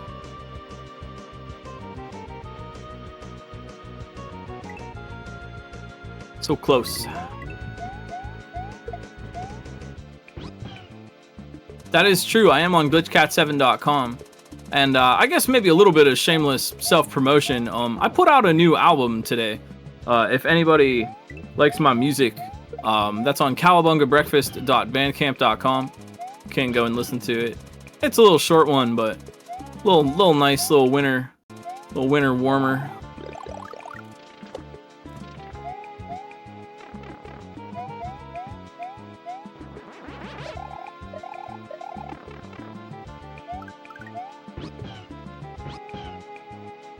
Ender of Games looking sharp. Ah, that's really tricky to get down there in time. But that is it. But beyond that door lies riches and glory.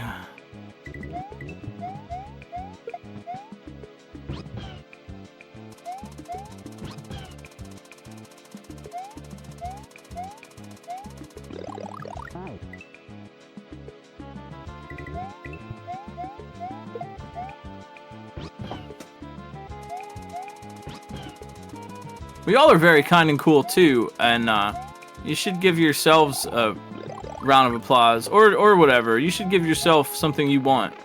But thanks for hanging out and watching. I really love doing these races every week. It's one of my favorite parts of the week.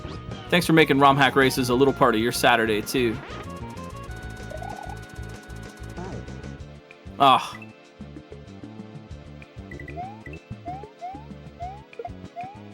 And you know, I hope you all are feeling well and warm and and comfy. The season can be a little dark and cold, but with things like this and cool community events, a channel to go and hang out on Twitch, and some friends to chat with, we're gonna make it through, you know?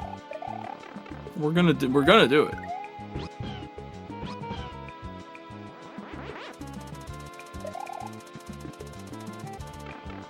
Oh, could it be? Oh! Oh! That was it. That was it. Look, they've got it now. Yeah, no, they've got it. The light bulb is on. The room is illuminated. The fire is lit. The bonfire of the vanities, or whatever. I don't know.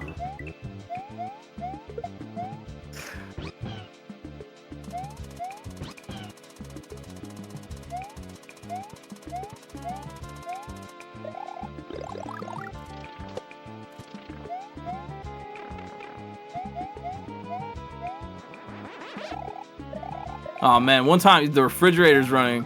One time I left the freezer door open accidentally and ruined all of our freezer food. Melted on the floor. Sky was a little grumpy at me.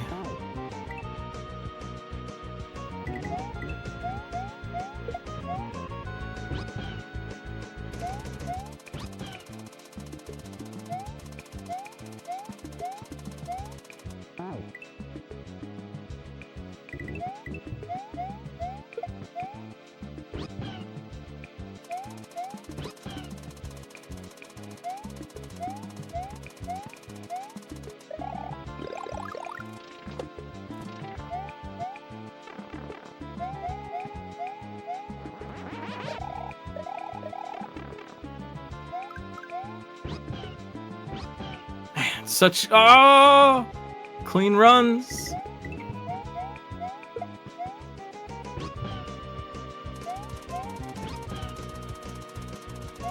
Well, I'm gonna leave it up to Doc, our master of ceremonies tonight.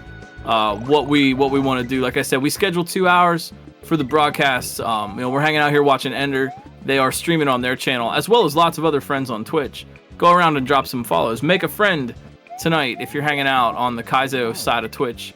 But I'm gonna leave it up to Doc whether or not what we want to do, if we want to raid over at the top of the hour, or if we want to give it a little bit of OT here, because we're trying to, we're gonna get that full clear. Ender of Games is right here. I mean, they've got it soon. All right, looks like we're gonna let them cook. We're gonna let them cook a little bit.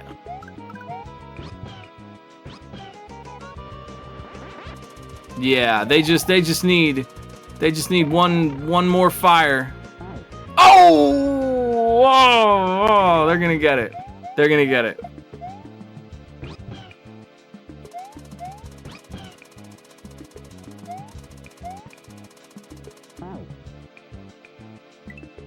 That was even more closerly. That was about the closest you could be.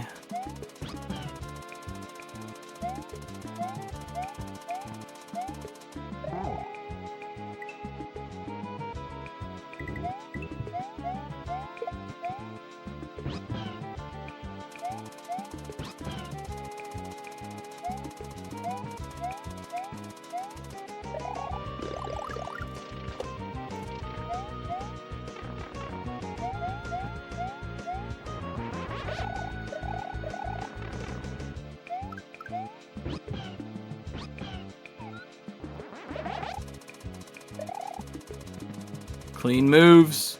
Ah, that drop.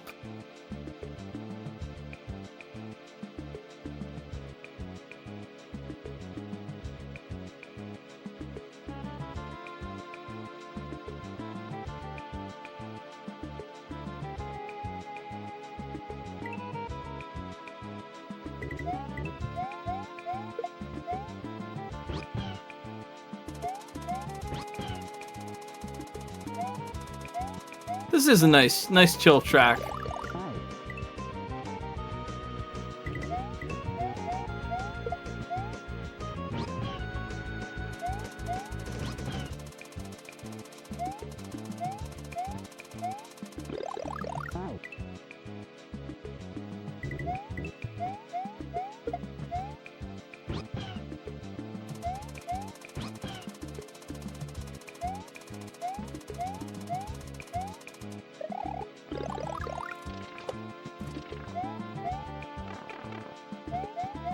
Man, that slide, every time Ender does, they're so clean on that slide.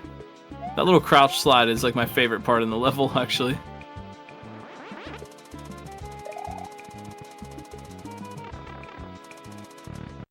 Yes! Yes! Hey, yeah.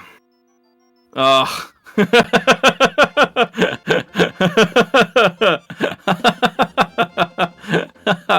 That was funny. You could tell they were. He thought about it. He thought about it. Yep, he was sitting there. He thought about it. He thought about it. Good job, and that's a full clear tonight.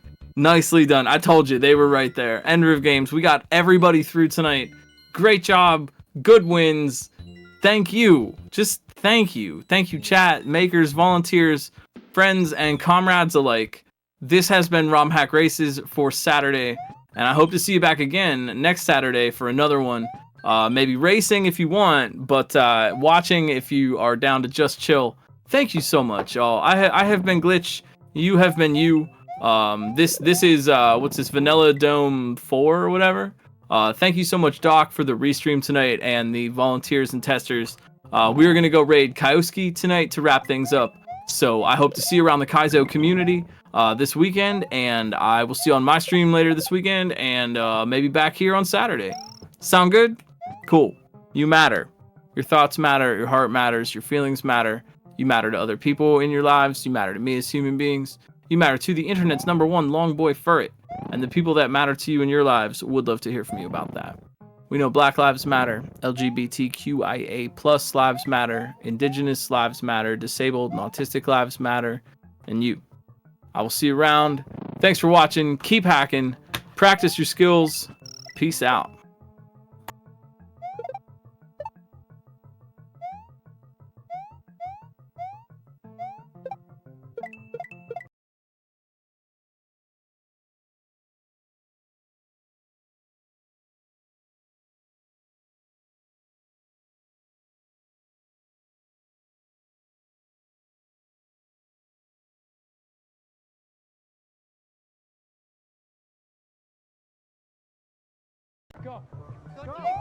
Ashanta, Binary Dragon.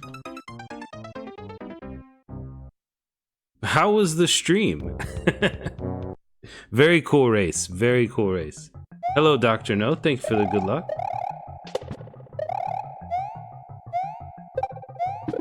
I thoroughly enjoyed that, and thank you for all that you all do in keeping these races going. Very fun.